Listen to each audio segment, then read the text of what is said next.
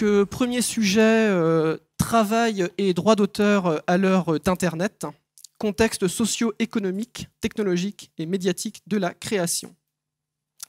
Donc, différents invités pour ça. Donc, Benoît Régnier, alias Exerve, youtubeur connu essentiellement pour son attachement à la série Souls.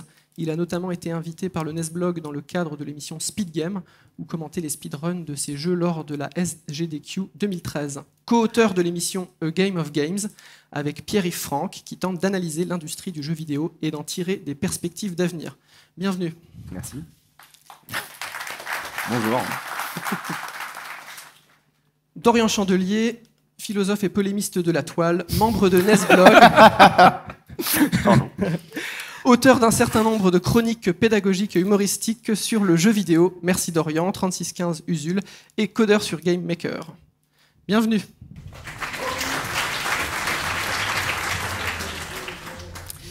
Mathieu Coq, diplômé de Sciences Po Rennes et de l'École des hautes études en sciences sociales, désormais doctorant à l'ENS Cachan, ses recherches portent principalement sur l'économie du numérique et des droits de propriété intellectuelle.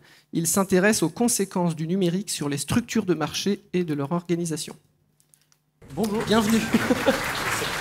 C'est très pompeux.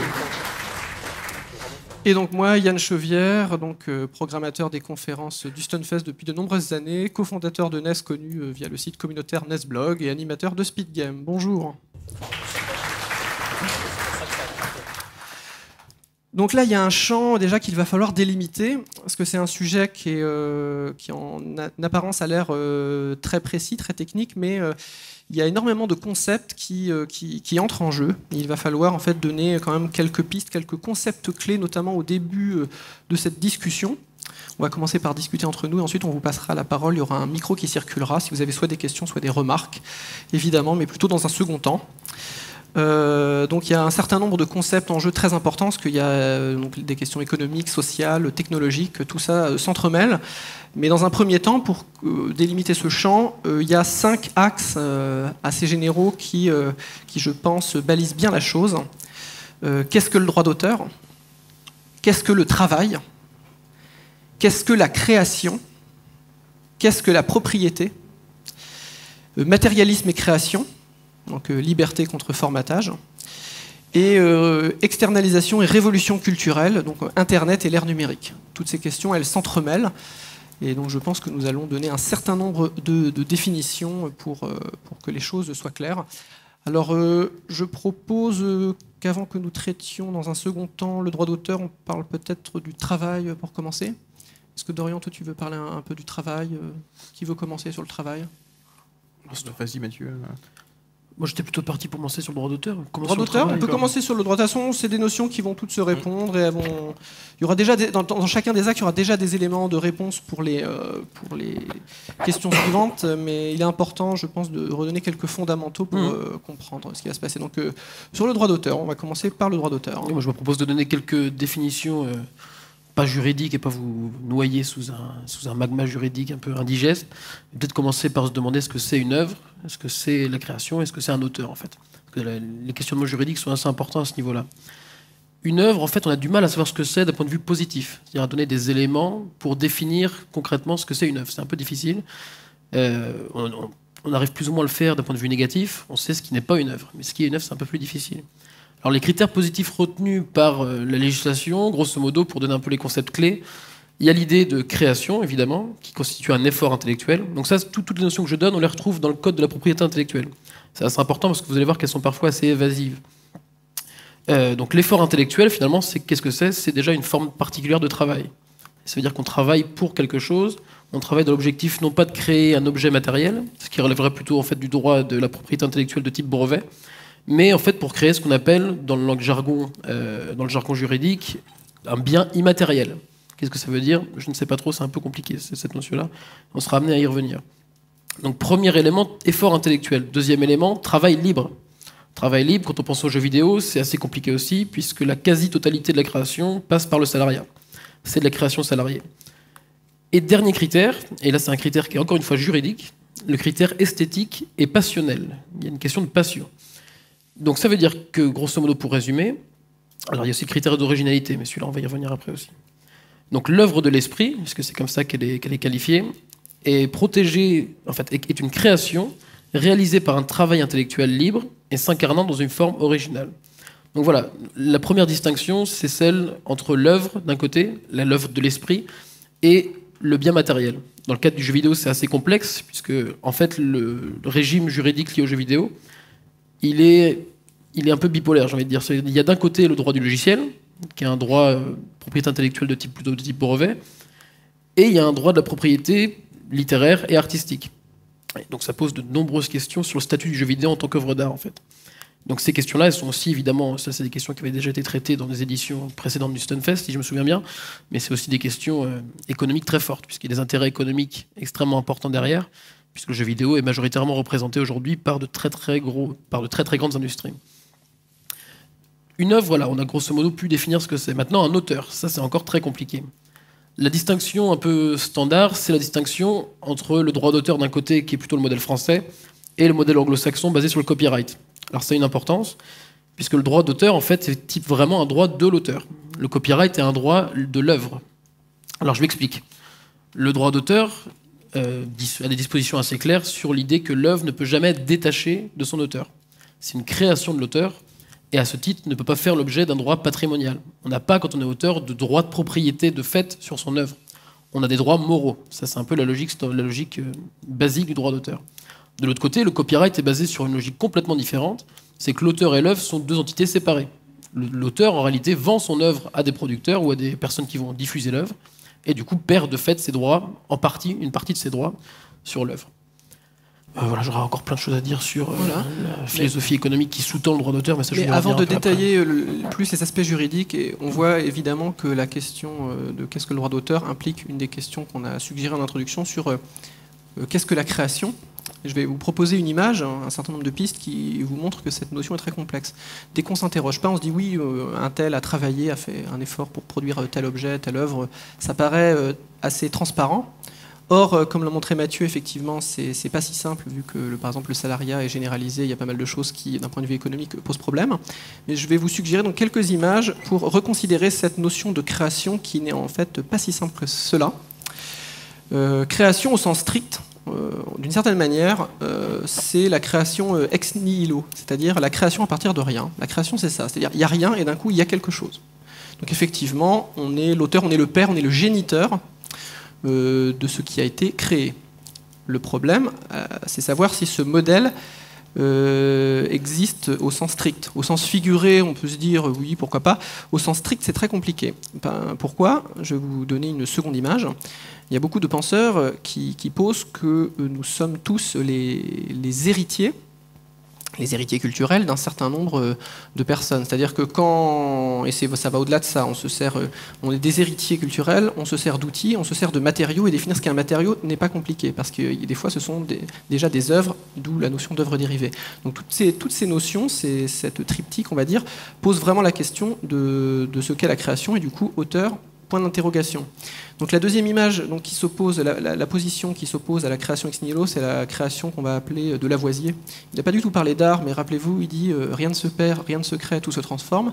L'idée, c'est que les gens prennent des choses. Alors on peut prendre de la peinture, de la terre, de la toile, on peut prendre une photo. Vous voyez que déjà on commence à prendre comme matériaux des choses qui sont déjà des signes articulés, ça a déjà une sorte de sens, donc matériaux, c'est déjà problématique à définir. On prend un certain nombre de choses, on les combine, et finalement on crée une œuvre originale de par ces combinaisons. Mais au sens strict, on est le créateur de rien, on est juste quelqu'un qui va recombiner différents éléments signifiants ou non. Donc cette image, je pense, est sur Internet, à l'heure du numérique, est une image assez clé pour poser ce problème. Les autres questions qui posent un petit peu le problème de la création, c'est justement l'opposition entre ce qu'on appelle la conception et la production, et globalement la division du travail. C'est-à-dire qu'à l'heure actuelle, dans un modèle, par exemple, antique, où on n'avait que des agriculteurs et des artisans, globalement, pour simplifier, l'artisan, c'est très simple, d'un bout à l'autre de l'échelle, c'est lui qui va faire toutes les étapes. Il maîtrise complètement tout le processus de création. Donc c'est beaucoup plus facile en fait de l'identifier comme l'auteur du vase ou de la paire de chaussures qu'il a pu produire. dès qu'il y a une division du travail, on s'interroge, c'est que chacun va être spécialiste d'un petit bout du processus de production, et en amont, il y a également un processus de conception, avec une forte opposition, justement, notamment au XXe siècle. Ça commence d'ailleurs peut-être fin 19, mais dans l'art, on l'a bien vu, c'est-à-dire un déplacement de l'accent de la production vers la conception. Il y avait déjà, d'une certaine manière, alors, la Renaissance, etc., déjà des pistes que ça allait glisser en ce sens. L'idée étant que, quand on pense l'art il y a plusieurs siècles, on pense vraiment sur le modèle de l'artisan. C'est-à-dire, certes, il produit une belle œuvre, mais il prend son petit marteau, il prend son pinceau et il produit. C'est-à-dire que le concepteur et le producteur sont les mêmes, sauf dans un certain nombre de cas connus qu'on précisera peut-être. Et au XXe siècle, il y a vraiment une séparation progressive justement entre les artisans, qu'on va des fois même peut-être dans le milieu artistique appeler les petites mains, simplement les ouvriers du monde de l'art, et justement les concepteurs qui vont devenir les artistes. C'est simplement celui qui pense l'œuvre, qui fait le travail de conception, et ceux qui vont faire le travail de production, parfois très spécialisé parce qu'il y a une division du travail, ne sont pas considérés comme les auteurs. Ce qui pose des questions morales, ce qui pose des questions économiques, ce qui pose tout un tas de questions, parce que tant qu'on ne se pose pas la question, ça ne pose pas de problème, mais dès qu'on pose la question, c'est une forme de travail certes spécialisée, mais c'est une forme de travail collaboratif. Donc ça pose problème, vu qu'on n'est pas capable de définir s'il y a un créateur, s'il y a des créateurs, et du coup il y aurait un ou des auteurs, mais on peut au moins c'est une piste. Donc par rapport à ça, est-ce que vous auriez des éléments Mais surtout, moi j'aimerais rajouter qu'il y a eu un autre glissement qui s'est fait un peu dans la même période de la fin du 19e, début 20e, c'est que là, tu as beaucoup parlé de la création de l'objet, mais il y a eu un couplage qui n'est pas apparu, mais qui s'est d'autant plus distingué, qui est le couplage de l'objet et de sa valeur. Et notamment maintenant, travailler, ce n'est plus seulement créer l'objet, tu peux travailler uniquement en créant de la valeur. C'est le principe du commerce. Je prends un objet à un tel prix et je le revends à un prix plus élevé, j'ai créé de la valeur, mais j'ai pas créé vraiment de richesse ou de nouvel objet. Et il y a aussi ce problème-là, notamment par rapport à nous, notre activité de faire de la vidéo sur Internet. On peut se poser la question de savoir si notre travail ou si notre emploi, c'est de créer cet objet, ou si c'est justement de créer de la valeur à partir de cet objet, c'est-à-dire de savoir le vendre. Et notamment sur les questions de droit d'auteur aussi, ça pose un problème, parce que sur Internet, quelqu'un qui fait un let's play, c'est-à-dire quelqu'un qui joue au jeu en le commentant, il n'a pas créé l'objet qu'il est en train le contenu audiovisuel qu'il est en train de montrer, vu que le contenu audiovisuel, c'est le jeu qu'il a acheté comme n'importe qui d'autre ou qui lui a été envoyé par l'éditeur. Mais par contre, c'est lui qui crée la valeur de cet objet, parce que c'est lui qui a la capacité à mobiliser tant de spectateurs pour regarder cette vidéo à ce moment-là, ce qui fait qu'ils vont pouvoir voir de la publicité. Ouais. Je peux apporter une petite précision sur l'utilisation au niveau de YouTube, sur comment ça fonctionne, parce qu'en fait, à partir du moment où tu vas faire un let's play, le droit américain prévoit une disposition qui s'appelle le fair use, l'usage équitable, qui permet en fait, quand il y a certaines valeurs ajoutées à quelque chose qui ne t'appartient pas, tu en deviens en fait propriétaire du copyright. Donc c'est pas dans le droit d'auteur français, mais du coup tu gagnes le droit de pouvoir le monétiser. Et c'est ce qui peut intéresser dans la notion de travail quand tu veux, du coup, comme tu disais, créer non pas un produit, mais uniquement de la valeur. Mais justement, le problème du fair use, c'est que c'est assez flou, parce que c'est uniquement jurisprudentiel comme loi. Exactement. Donc c'est vraiment à l'appréciation des juges, laisser à peu près savoir si tu as vraiment ajouté de la valeur ou pas. Mais Et ça, en droit français, ça pour tout. À l'inverse, c'est beaucoup moins jurisprudentiel puisque c'est codifié type Prévert. On a un ensemble de dispositions. Vous avez le droit d'utiliser l'œuvre de telle ou telle manière. Et en fait, c'est plus ou moins. C'est pas tant que tu deviens propriétaire, c'est que tu as une forme de contrat de licence implicite pour une durée quasi indéterminée, en fait. Mais à la discrétion, plus ou moins, quand même, du propriétaire. Et ça pose quand même un certain nombre de questions aussi. Ça veut dire que c'est stratégique aussi pour l'entreprise de se dire, en tout cas pour le propriétaire de contenu, de dire il crée de la valeur en fait pour moi en partie, il diffuse, sachant qu'en plus ce sont des biens d'expérience, des biens culturels. La valeur ajoutée dépend en fait du nombre d'utilisateurs, et donc le nombre de ventes aussi derrière. Et ce qui fait que toi en fait tu participes à la diffusion, et donc forcément ça crée de la valeur pour l'entreprise, quoi. Sauf que à tout moment, quasiment, elle peut révoquer, en fait, en invoquant le fait que, du coup, ton use, elle est plus très fair, finalement, et qu'au bout d'un moment, ça lui appartient et ça lui revient, quoi. Donc, ça pose pas mal de questions à ce niveau-là aussi. Ouais. Et je voulais juste rajouter quelque chose sur le découplage dont tu parlais entre créateur et propriétaire. Il est complètement acquis dans le cadre du jeu vidéo, notamment, puisque chaque personne qui travaille dans un studio est un auteur, d'un point de vue juridique. Ça veut dire que et alors, la façon dont les entreprises se débrouillent, c'est qu'en fait, la personne qui est propriétaire, c'est la personne morale qui est l'entreprise. Ça veut dire que chaque salarié d'un studio de jeux vidéo est en fait lui-même co-auteur, en partie. Et en plus, ça dépend quelle fonction tu occupes en fait dans le studio de jeux vidéo. Mais du coup, dans le contrat de travail, il y a des clauses qui stipulent expressément que tu révoques ton droit d'auteur au profit de l'entreprise. Donc en fait, on voit bien qu'il y a un mouvement. Le droit d'auteur ne sert plus vraiment à protéger les auteurs, mais à protéger en fait les producteurs d'un côté et les entreprises de l'autre. Donc en fait, le droit d'auteur est extrêmement lié en fait à la marchandisation de la connaissance et de la culture d'un côté, et à une certaine philosophie économique qui sous-tend le droit d'auteur aussi, quoi. Est-ce que peut-être que tu as justement, on va en profiter pour donner quelques précisions juridiques des deux côtés de l'Atlantique sur des différences effectivement entre les États-Unis et la France.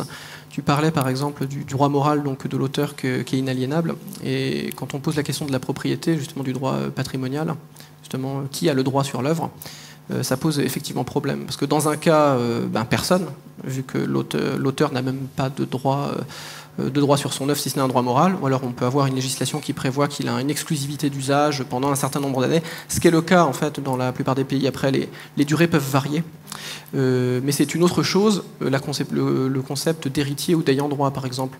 L'ayant droit étant par exemple le descendant, ou parfois simplement une personne qui rachète les droits. C'est-à-dire que c'est assez surprenant dit comme ça, mais c'est très très répandu. Donc justement sur cette notion que même au-delà de la mort de l'auteur, une entreprise peut par exemple racheter les droits de l'œuvre et donc à l'exclusivité de cette œuvre, et d'une certaine manière en est le propriétaire. Mais justement, c'est peut-être le moment de donner quelques précisions peut-être juridiques. Bon, je pense qu'on ne va pas non plus passer 3 quarts d'heure à parler beaucoup de choses juridiques. Mais bon, c'est quand même important parce que Michel Foucault disait que le droit informait l'économie. Je pense qu'il a assez raison.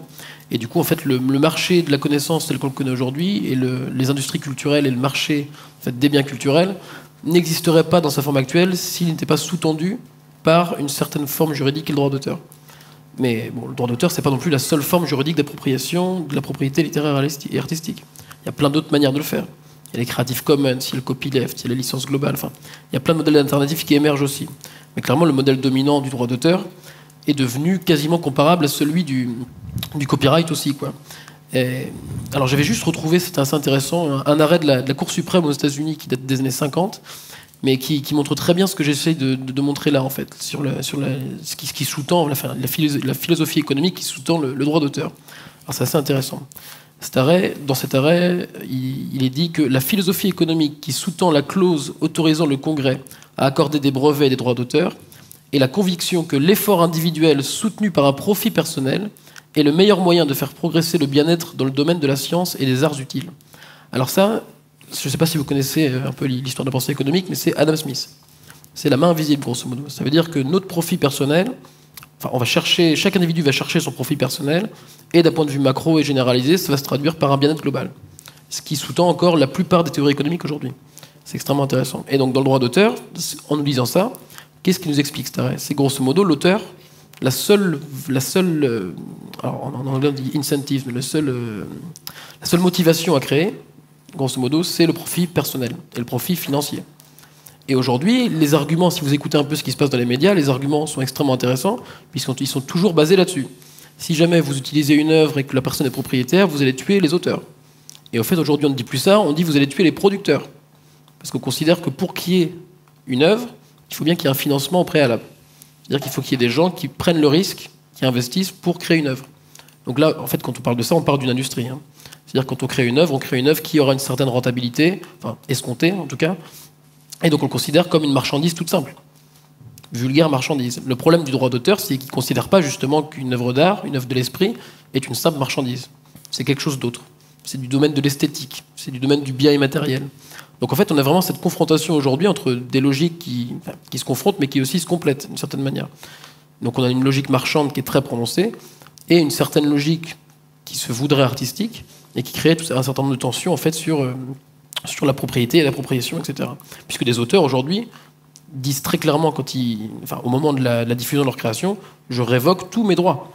Je veux au contraire que vous puissiez le compléter, que vous puissiez en faire ce que vous voulez, et je me rémunère de manière différente. J'ajoute juste un tout petit dernier point, parce que ça c'est un argument qui est intéressant aussi. Le droit d'auteur n'est absolument pas un droit qui rémunère de manière efficace les auteurs. Alors, j'ai pas pu retrouver des chiffres plus récents, mais j'avais des chiffres des années 2000. Il n'y a que 5% des auteurs qui ont touché des droits sur l'année qui dépassent les 115 000 euros. 40% d'entre eux ont touché des droits qui étaient inférieurs à 12 000 euros. On est déjà en dessous du SMIC. Et donc, pour les 50% qui restent, c'est peanuts, ou quasiment peanuts. Parce que de toute manière, ils ont révoqué leurs droits. Donc, c'est les éditeurs qui touchent, en fait, toutes les royalties. Donc l'argument qui consiste à dire que le droit d'auteur protège les auteurs est faux. Le droit d'auteur protège certains auteurs, le star system. Marc Lévy va toucher beaucoup de droits d'auteur, par exemple. Enfin, beaucoup de royalties, ça marche bien. Vous n'allez pas toucher grand-chose pour votre création, par exemple, même si vous êtes des auteurs. Moi, quand j'écris des articles, je touche rien, parce que déjà, je m'y refuse, et ça ne m'intéresse pas. Mais on peut toucher, hein. Si on écrit dans des revues hors académiques, on peut très bien réclamer des droits. Mais bon, on peut faire le choix de ne pas toucher ces droits-là non plus. Donc voilà, grosso modo, le droit d'auteur est un droit qui ne protège quasiment plus les auteurs. Ça, c'est un peu l'argument central que je voulais essayer de développer ce matin. Mais... Surtout qu'à la base, si on pense à Beaumarchais par exemple aussi, le but du droit d'auteur, c'était pas forcément de... C'était contre qui on protégeait l'auteur. Et le but, c'était de protéger l'auteur et contre l'imprimeur, et dans le cas du théâtre, contre les sociétés d'acteurs et contre les théâtres. Parce que l'imprimeur se faisait propriétaire du livre qu'il imprimait, et du coup l'auteur se retrouvait floué. Et donc c'est contre justement la production, la partie production, que l'auteur était censé être protégé. Tout à fait. C'était un droit moral en fait à la base. C'était un droit de paternité, un droit de contrôle sur son œuvre, bien plus qu'un droit économique. Et aujourd'hui c'est quasiment essentiellement un droit économique. Mais même si certains droits moraux en fait continuent à exister évidemment. L'auteur peut toujours révoquer son œuvre. Mais il est pris dans des contrats très particuliers. Puis bon, il y a encore autre chose qui s'appelle les droits voisins, sur lesquels on pourra peut-être revenir aussi, qui sont extrêmement intéressants, parce que là, ça c'est le cas le plus typique, c'est que les producteurs ont des droits quasiment similaires aux auteurs sur les œuvres.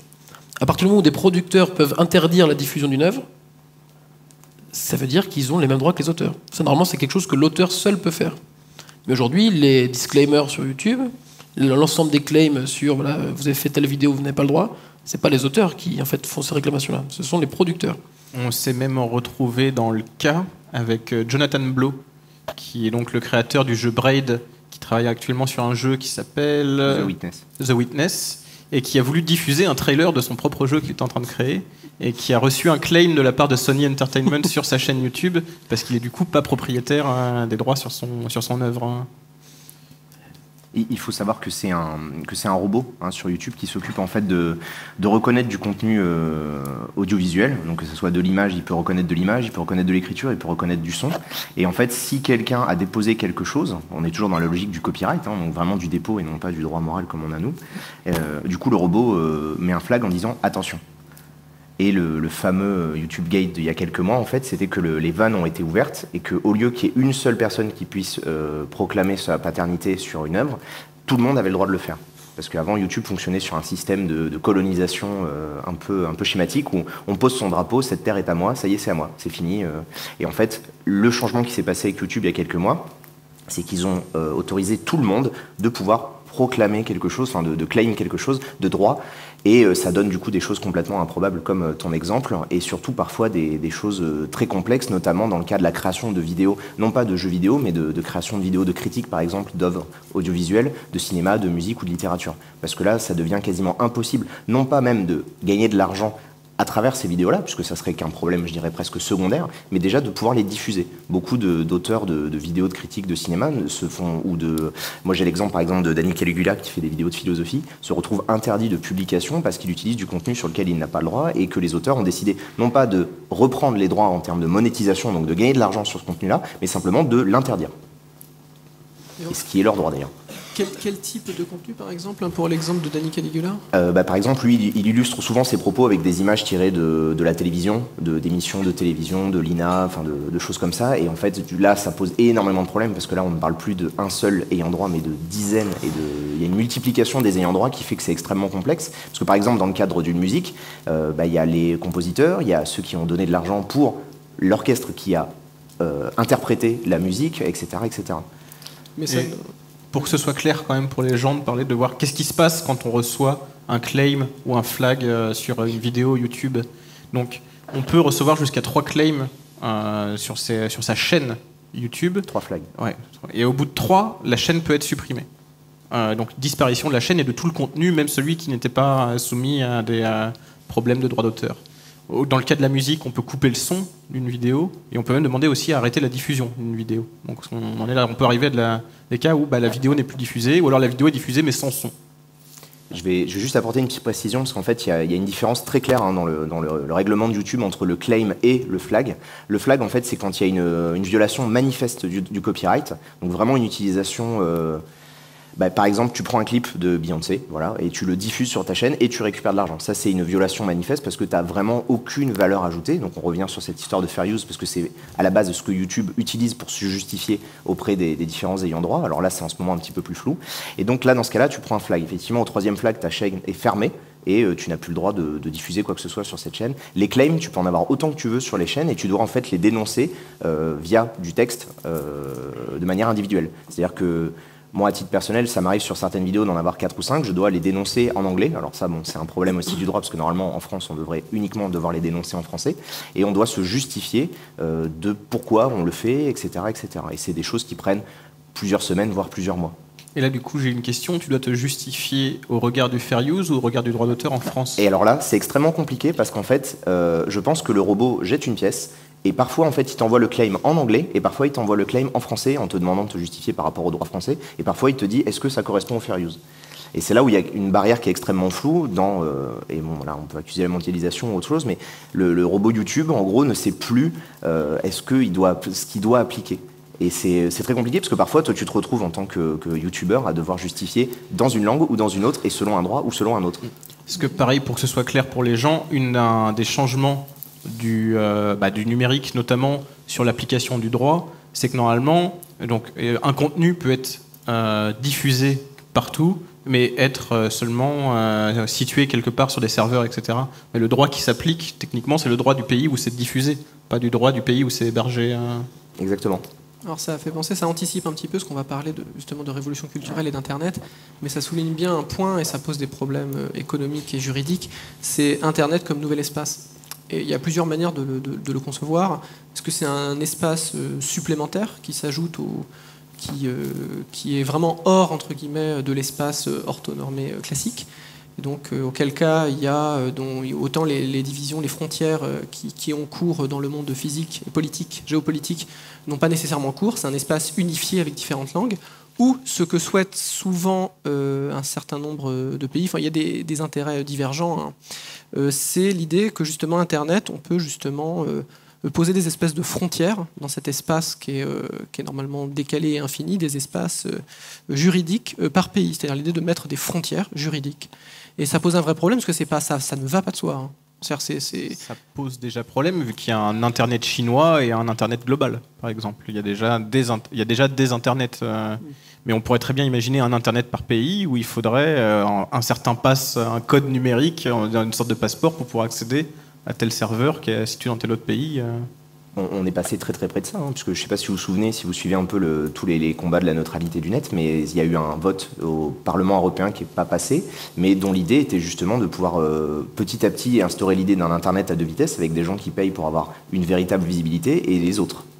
Et ça pose forcément la question de la neutralité du net, qui est un truc qui reste en tâche de fond depuis des années, parce qu'aujourd'hui, avec justement cette histoire d'industrialisation d'Internet, qui est complètement en opposition avec l'idée de base. Alors pour l'instant, a priori, la neutralité du net, ça n'existe pas. Enfin, en tout cas, moi, je suis convaincu de ça. Et l'idée d'un espace qui serait en dehors de tout un ensemble de schémas, qui serait un espace global où il n'y aurait plus de frontières, au contraire, c'est l'inverse qui se passe. A priori, il y a un mouvement qu'on appelait au 19e siècle le mouvement des enclosures. Grosso modo, les terres communales étaient privatisées, suivant des arguments économiques très particuliers qui étaient les ressources communes sont toujours inefficaces, puisqu'en collectif, on n'est jamais capable de s'organiser pour gérer une ressource collective, ce qui est par ailleurs complètement démenti par tout un tas d'études. Et donc l'idée économique, c'était de dire que la propriété privée est toujours la forme la plus efficace d'appropriation, et donc de gestion des ressources. Ce qu'on appelle aujourd'hui le second mouvement d'enclosures, c'est quasiment la même chose, mais sur Internet, avec les questions de connaissance et d'information. Grosso modo, la connaissance laissée... En fait, l'idée, c'est une espèce de soit l'un, soit l'autre. Soit on a une gestion privée et privative de biens publics, l'information et la connaissance, soit on a une gestion complètement anarchique, et donc une information qui va se diffuser un peu partout et qui sera sous-utilisée en tant que ressource économique. C'est extrêmement important, ça aussi. Le problème, c'est qu'il y a d'autres formes alternatives qui ne sont absolument pas l'anarchie. Il y a des formes comme le copyleft, dont j'ai parlé tout à l'heure, la licence globale, qui sont aussi des formes juridiques. Mais des formes juridiques qui ne répondent pas à certains impératifs et à certaines injonctions de la théorie économique, en fait. Donc c'est là où la vraie tension se cristallise. Donc Internet, la question de la neutralité, en fait, il y a deux potentialités. Il y a la potentialité d'avoir effectivement une neutralité, d'avoir une gestion un peu collective de cet ensemble d'informations qui circulent en permanence.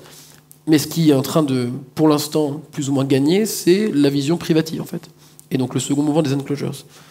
Et je veux dire, la colonisation d'Internet par entre guillemets, j'allais dire les entreprises, mais en fait c'est tout simplement le capitalisme qui mue avec Internet. C'est-à-dire que ça ne révolutionne pas complètement le capitalisme, mais ça le fait entrer dans ce qu'on appelle en théorie de la régulation un nouveau régime d'accumulation. C'est un peu ça l'idée. C'est qu'il y a de nouvelles manières d'accumuler et surtout de nouvelles manières d'exploiter. Donc du coup, ça pourrait faire la bonne transition avec la question du travail. Oui, carrément. Je voulais juste rajouter un point sur Internet. Il y avait Michel Serres, lors d'une de ses conférences, qui posait la question par rapport à cet espace qu'est Internet. Est-ce qu'il peut se passer deux choses ? Soit quelque chose dans la continuité de ce qu'a été un petit peu Internet à son départ, un petit peu justement un espace un petit peu en dehors et libre et un peu global, dans lequel un droit va émerger. Et il prenait l'analogie avec le bois.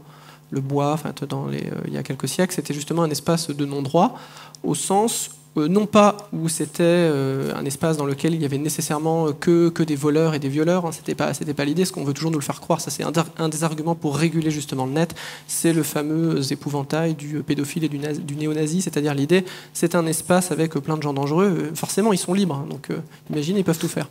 Donc en gros l'idée pose la question, ce qui est dans l'intérêt des États, ils vont essayer d'appliquer de manière extérieure du droit. C'est-à-dire c'est un espace dans lequel pour l'instant il n'y a pas de droit, et on va essayer justement d'arriver dans cet espace et d'imposer le droit qui est spécifique à tel ou tel pays, dans telle ou telle frontière, ou éventuellement à tel ou tel espace plus vaste, une région économique ou autre. Mais l'idée étant que le droit arrive de l'extérieur et est imposé en fait par une instance qui a déjà une forme de légitimité et qui veut imposer sa légitimité, donc son droit, dans ce nouvel espace, où ce que pense Michel Serres, c'est qu'un nouveau droit va ou devrait, ou pourrait en tout cas émerger de cet espace, en fait, quelque chose d'autonome qui peut se réguler pour régler ces différentes questions, en tout cas économiques, de travail et autres. En tout cas, ce sont deux tendances complètement inverses. Et évidemment, ce qu'on peut remarquer, c'est que les États, eux, sont plutôt évidemment pour une application à un droit qui vient de l'extérieur et qui vient s'appliquer sur ce nouvel espace. Moi, je voulais revenir sur la neutralité du net, parce que je ne suis pas sûr que ce soit forcément clair pour tout le monde ce qu'est la neutralité du réseau. Déjà, il y a une dimension technique à l'idée de la neutralité du réseau, qui est que si Internet était fait pour diffuser de l'image, ça diffuserait mal du texte, par exemple. Et si c'était fait pour diffuser uniquement du texte, ça diffuserait mal de la vidéo. Le fait est que le réseau Internet fonctionne en diffusant des informations d'un point A à un point B sans regarder ce qu'est l'information. Il se contente de le déplacer, sans réfléchir à quel est son contenu. Et donc toucher à la neutralité du net, c'est essayer de dire tel contenu, soit parce qu'il vient de telle adresse, soit parce qu'il est de telle nature, soit ne sera pas diffusé, ne fera pas son voyage d'un point A à un point B, soit sera diffusé d'une manière moins efficace. Techniquement, quand Free, par exemple, met dans sa box le fait de couper les pubs directement, c'est une attaque contre la neutralité du réseau, parce que c'est du coup ton opérateur technique qui choisit que tu n'auras pas accès à un certain type d'informations en te connectant au réseau. Mais aussi, du coup, un petit nota bene, on va dire, sur cette notion. C'est pour ça que la question de la centralisation, avec justement cette image du Minitel, entre guillemets, 2.0, qui est une image très très négative, a son importance, parce que la centralisation, c'est le contrôle. C'est-à-dire, c'est pour ça qu'Internet doit rester, justement, doit garder, plutôt pour parler du web, de la toile, de quelque chose de multipolarisé, parce que ce qui est multipolarisé est beaucoup plus difficile à contrôler. Ça peut poser d'autres problèmes, mais c'est vraiment l'affirmation, ça permet la diffusion et ça permet justement la liberté. À partir du moment où vous avez de la centralisation, il suffit juste de contrôler un point et vous contrôlez tout. Vous contrôlez les diffusions des savoirs et des savoir-faire. Donc c'est pour ça que vous voyez souvent des conférences et des débats avec, par exemple, Benjamin Bayard ou autre. C'est pour ça que cette question revient sur la neutralité, c'est une question connexe parce que ça a son importance. C'est la question du contrôle et c'est la question également du fait de réussir à faire perdurer un certain nombre de savoirs. Parce que l'ère d'Internet, ça c'est une question, on se dit que vu que c'est sur Internet, de toute façon, tout va rester, donc on n'a plus vraiment à s'inquiéter de la question de la transmission. Là où avant ça pouvait poser problème, mais la centralisation, ça nuit également à la diffusion, à la pérennité de la conservation de l'information. En prenant une image simple, par exemple la bibliothèque d'Alexandrie. Donc il y a plusieurs siècles, on s'était dit c'est génial, on va concentrer tous les livres et tous les savoirs de l'époque, comme ça ils vont être accessibles à partir d'un seul point. Ce que maintenant, n'importe quel internaute peut faire de son salon. C'est-à-dire que n'importe qui a la bibliothèque d'Alexandrie dans son salon, dans sa chambre, c'est l'ordinateur. C'est concentré, mais ça ne doit pas être concentré par contre entre les mains de quelqu'un, que ce soit Google ou un État, ou concentré sur un seul serveur. Parce que par exemple, quand on perd ce serveur, on perd tout. Donc c'est pour ça qu'il est important vraiment que ce soit qu'on garde à la fois cette philosophie, à la fois pour le contrôle et à la fois pour conserver les informations. Donc cette structure vraiment multipolarisée est vraiment très très importante sur Internet. Mais ça a des effets sur tout en fait. C'est l'arrivée du numérique qui a changé ça. C'est sur une opposition entre concentration contre diffusion.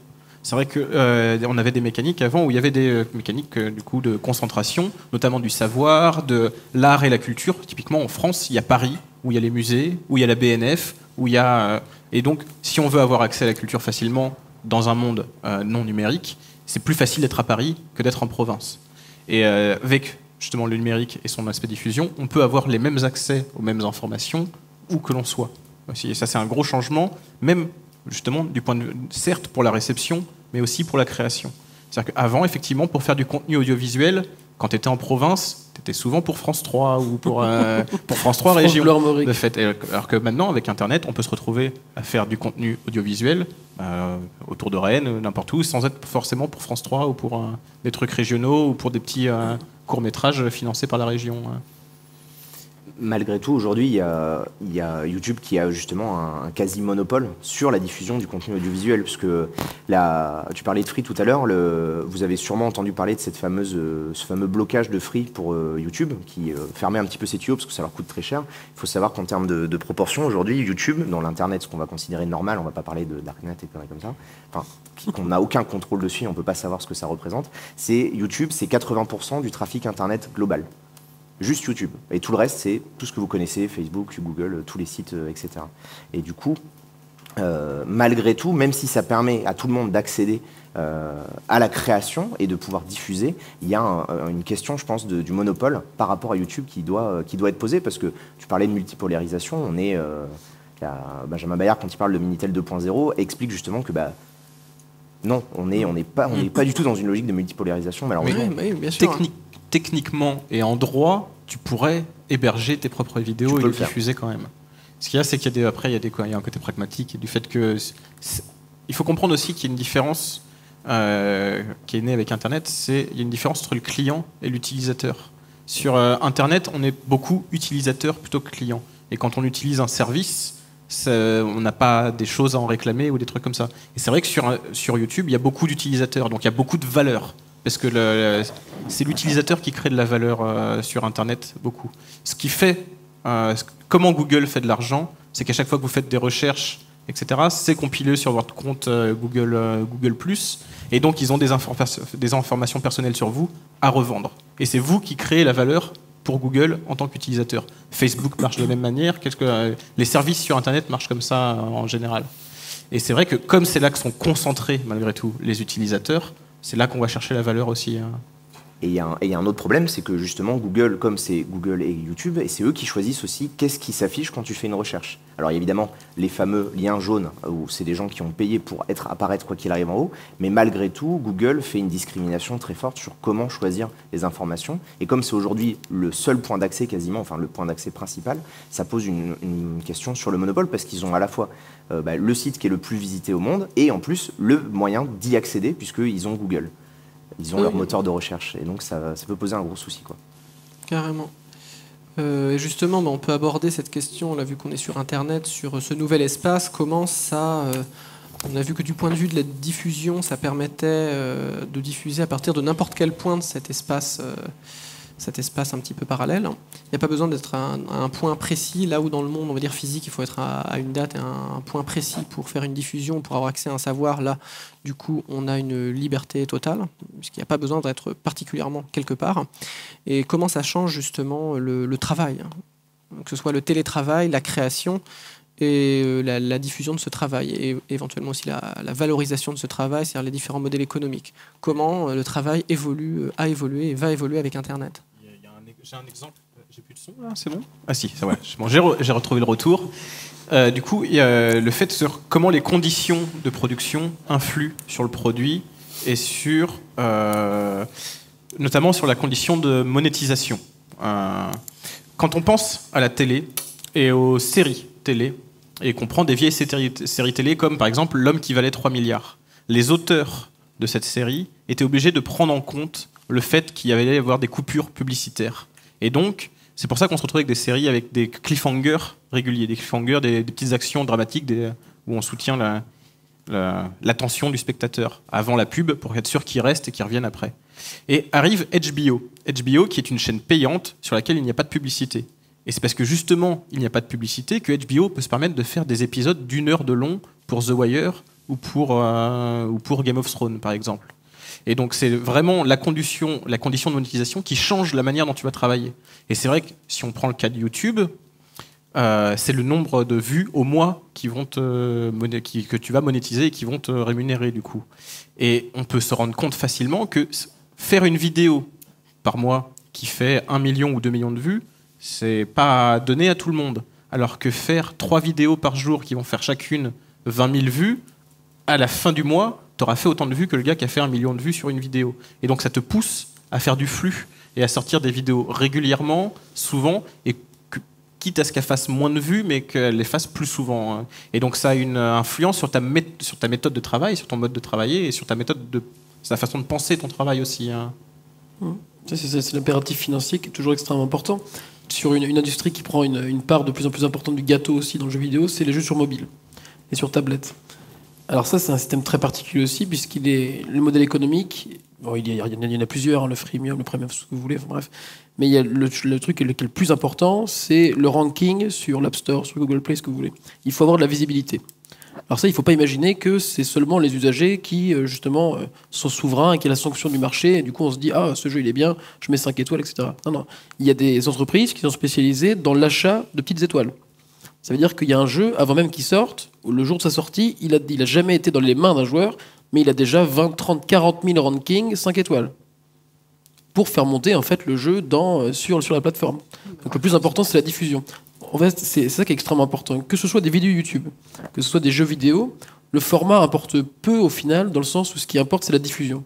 Et en fait, ça existait déjà avant en fait, Internet. La question de la diffusion était déjà fondamentale. Internet modifie en fait les règles de diffusion. Et donc c'est là où il y a un ensemble de stratégies qui sont complètement nouvelles. Et c'est surtout l'idée en fait que même s'il y a la potentialité que la création émerge de partout avec Internet, objectivement, c'est pas à ça qu'on assiste en fait. La structure oligopolistique des industries culturelles, elle est toujours là. Les créateurs de contenu qui ont en fait des ressources juridiques et financières extrêmement importantes sont toujours là en fait. Et donc dans le cas du jeu vidéo, le caractère industriel de la production est consubstantiel avec même l'émergence du jeu vidéo. Il n'y a pas eu une phase plus ou moins artistique ou artisanale, ou alors au début. Mais cette phase artisanale était artisanale et pas artistique. C'était universitaire même pour le jeu vidéo. Oui, voilà, c'est ça. Mais c'était des universitaires qui n'étaient pas des artistes en fait. Donc du coup, c'était avant tout des questions de technique. Les jeux comme Space Wars, etc., c'était avant tout l'avancée technique qui était mise en avant. Donc on n'est déjà pas dans l'œuvre de l'esprit. Tu vois le truc ? Et donc en fait, j'ai l'impression, moi, que la revendication artistique, elle est de plus en plus émergente en fait. Et que du coup, elle contrebalance avec cette vision marchande, entre guillemets, ou industrielle du jeu vidéo en tant que divertissement. Et donc la question du caractère artistique ou pas du jeu vidéo est fondamentale d'un point de vue économique. Parce que du coup, c'est ce que j'expliquais hier quand on mangeait, si jamais demain, et c'est en train de se faire, il y a une reconnaissance du jeu vidéo comme œuvre de l'esprit, ça veut dire plein de choses d'un point de vue subvention. Ça veut dire que le ministère de la Culture sera plus ou moins amené à subventionner de nouveaux projets, à subventionner par exemple le jeu indépendant, comme elle le fait pour le cinéma d'art et d'essai, comme elle le fait pour certaines scènes de musique contemporaine, comme elle le fait pour en fait ce qui est considéré comme une forme de culture légitime. Donc c'est Pardon. Est-ce que c'est pas déjà un peu le cas? Parce que là, récemment, avec le financement des projets d'Ubisoft, etc., certes, il y a eu le ministère, enfin, les chargés ministériels à l'économie numérique, Exactement. mais il me semble qu'il y a eu Aurélie Filippetti aussi Alors, en fait, c'est majoritairement des crédits impôt recherche. D'accord. Donc en fait, ça dépend toujours du ministère de l'Industrie, puis aujourd'hui, toutes les questions sur le numérique, mais il y a un entre-deux, en fait. Donc enfin, au niveau juridique, on ne sait pas trop encore où on se situe. Mais le fait que ce festival existe, par exemple, atteste que du fait qu'il y a il y a au moins comment formuler ça? Il y a une revendication du caractère artistique, en fait, de la création vidéoludique. Donc on est sur quelque chose qui est en train d'émerger, en tout cas j'ai l'impression, et on ne sait pas encore à quoi ça va aboutir, quoi.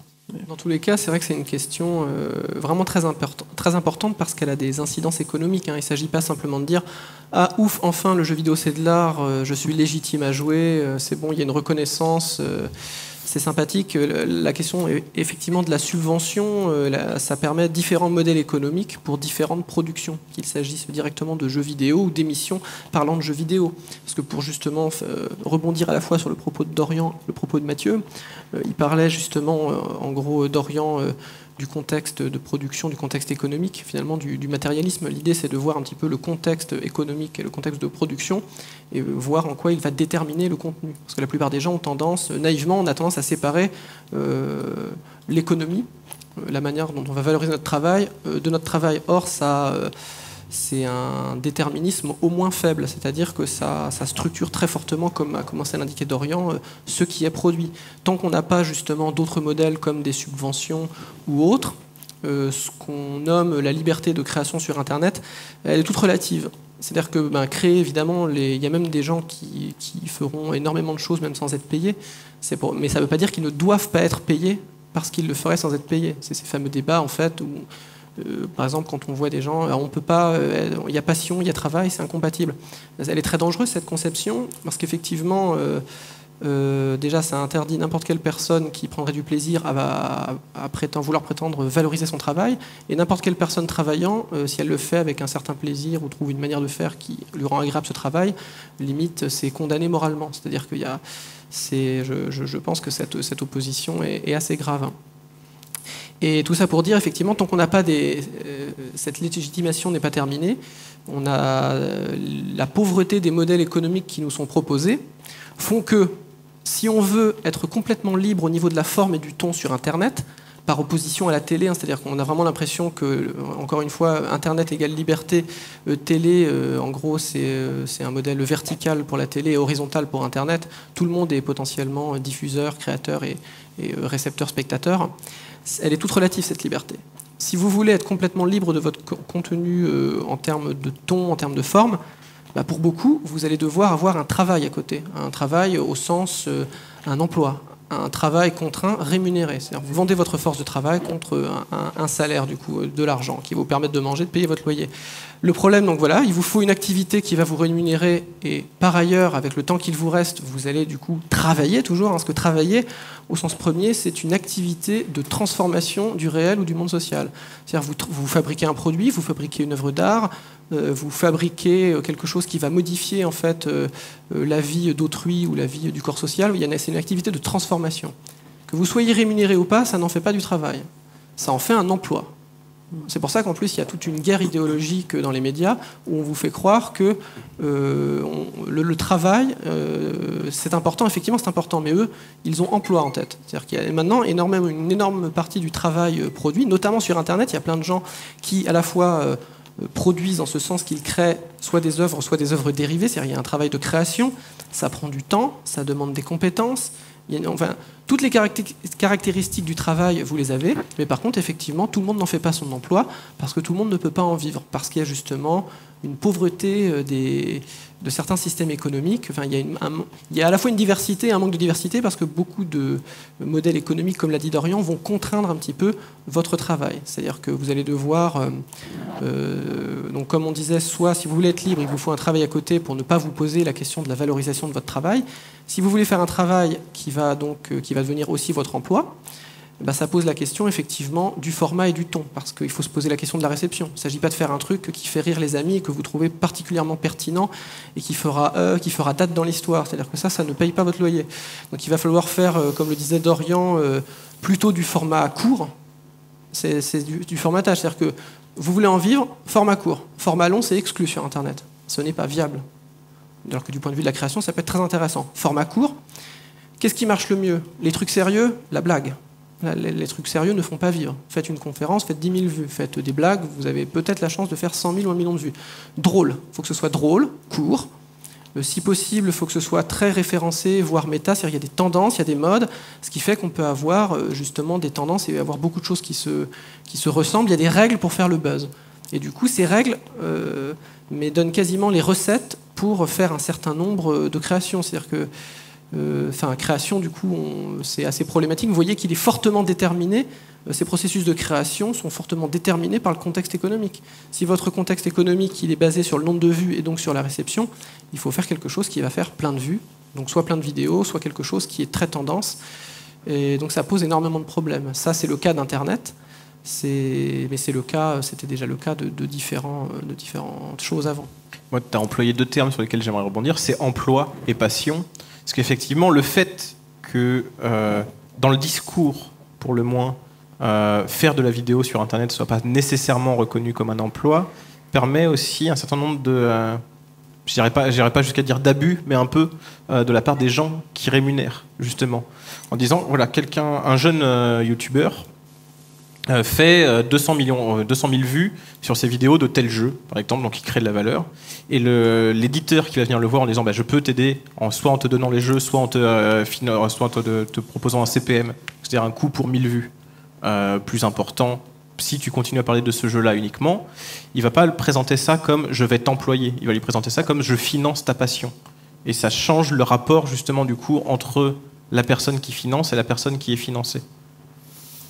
Si je peux rebondir là-dessus, en fait, c'est que c'est lié à un glissement qui s'est fait dans la notion de travail. Et justement, tu parlais des jeunes youtubeurs, et c'est un exemple qui est très marquant. C'est que beaucoup de structures aujourd'hui en France exploitent les gens. On ne peut pas parler, c'est un mot fort, mais pour moi, c'est vraiment ça.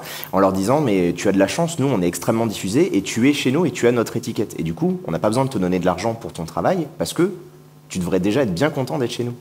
Mais ça, c'est pas si neuf que ça, en fait. Dans le jeu vidéo, ça fait longtemps que ça existe. Que ce soit pour les gens qui produisent les jeux vidéo, ou même dans la presse jeux vidéo, il y a longtemps eu ce statut de « Bah ouais, mais bon, t'as déjà la chance de faire et de travailler dans le jeu vidéo, c'est déjà en soi un plaisir, tu devrais pas en plus demander à être payé. » Puis c'est même théorisé en théorie économique aussi, puisque ce qu'on appelle les effets réputationnels sont censés te faire accéder plus facilement au marché primaire de l'emploi ensuite et t'assurer en fait un meilleur CV. La logique des stages, c'est ça. Hein. Le stage, c'est du travail quasiment non rémunéré. Parce qu'en fait, 400 € pour la force de travail qu'on met en œuvre, c'est quasiment rien. Bon, là, c'est des considérations économiques plus générales. Mais l'idée et la façon dont on le vend, c'est quand même de dire vous faites un stage, vous devriez déjà bien être content d'avoir de l'expérience, puisque c'est bon pour vous à terme. Grosso modo, vous investissez en capital humain, c'est comme ça qu'on dit en économie standard, et c'est très bon pour vous. Et voilà, dans ce cadre-là, c'est pareil, quoi. Ça veut dire que tu auras des effets réputationnels, c'est bon pour toi, c'est bon pour ta vidéo, tu devrais être content, on va te diffuser, quoi. Donc il y a des questions qui sont... Enfin, ça, c'est des questions de travail gratuit, par exemple, qui sont très... Et je voulais juste... pardon, excuse-moi. Je voulais juste apporter une précision concernant ce que tu disais. L'éditeur ne peut pas imposer le CPM d'une vidéo. Ça, ils ne peuvent pas influencer là-dessus. C'est uniquement les annonceurs, quand ils achètent des contrats de publicité, qui peuvent jouer là-dessus. Le producteur, en fait, ce qu'il peut faire, c'est éventuellement lui-même acheter des publicités là-dessus. Et ça, c'est une façon qui se fait de manière assez régulière, mais finalement assez peu, parce qu'en fait, ils gagnent suffisamment d'argent en retour grâce à la diffusion de leur contenu, de leurs jeux vidéo, de leur chaîne, de leurs films, ce que tu veux. Et ils influent finalement assez peu là-dessus. Ce qui joue beaucoup, c'est les networks. Et là, ça, c'est un acteur dont on n'a pas forcément parlé, mais qui est extrêmement important sur YouTube, qui est un peu c'est lui, aujourd'hui, tu parlais de défendre les producteurs. Le network, aujourd'hui, est le détenteur des droits d'auteur des youtubeurs, en fait. C'est-à-dire que quand tu choisis de rejoindre un network, le principe, c'est que c'est une entreprise en fait, qui va vous permettre de vous libérer de toutes les démarches juridiques, administratives ou quoi que ce soit pour que vous puissiez diffuser une œuvre sans être, j'allais dire, bloqué par la SACEM, par le CNC, par ce que tu veux. Et du coup, eux, ils disent, comme on fait ça et qu'on est bien sympa de te le faire, on va te ponctionner un pourcentage des revenus que tu génères. Et eux, en fait, tu dois, pour rejoindre ces gens-là, c'est quoi le terme que tu avais donné, tu dois révoquer en fait tous tes droits sur le contenu que tu crées. Alors qu'en plus, au départ, tu ne les possèdes, t'as pas vraiment de droits puisque tu utilises souvent un jeu vidéo. Et tu révoques des droits que tu n'as même pas en fait, à Exactement. la base. Et c'est des gestionnaires collectifs de droits, en fait. C'est ces fameux networks qui s'occupent de ça derrière.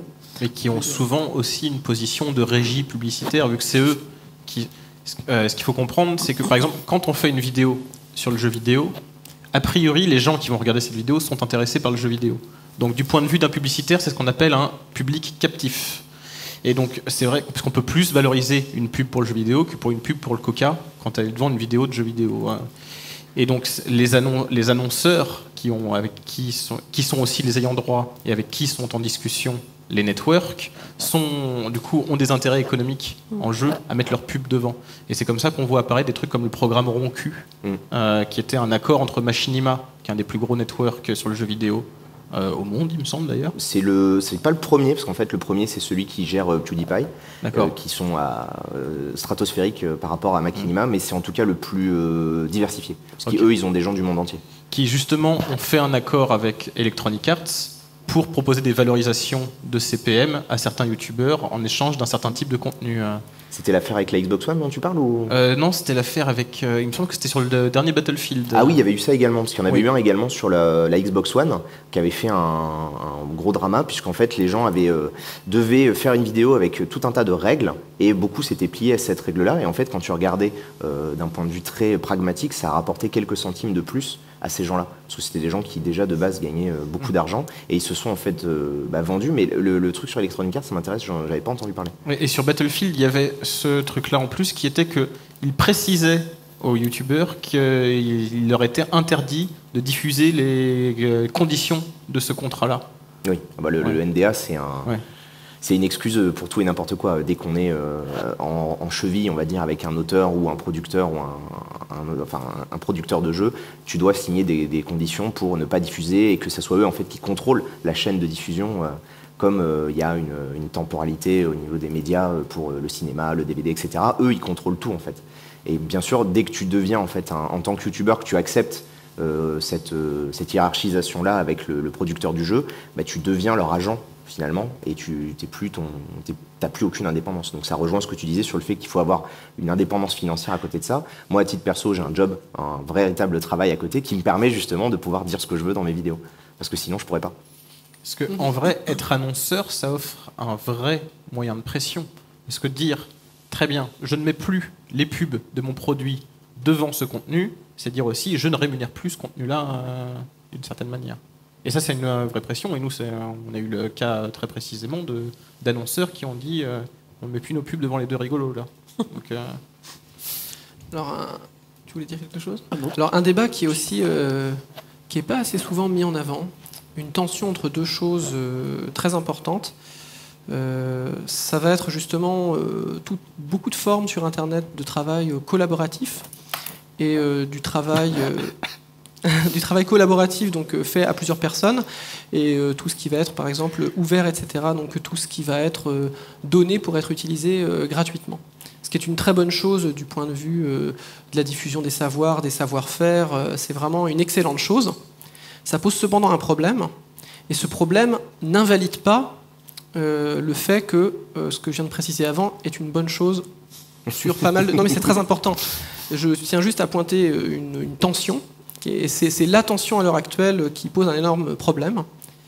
C'est que, comme on a défini le travail tout à l'heure comme une activité de transformation, donc qu'on fasse du code, c'est également une activité de transformation, et on donne du coup le fruit de ce travail pour qu'un certain nombre de personnes puissent en jouir, soit pour se divertir, soit pour faire eux-mêmes du travail. C'est une sorte de matériau déjà assez complexe.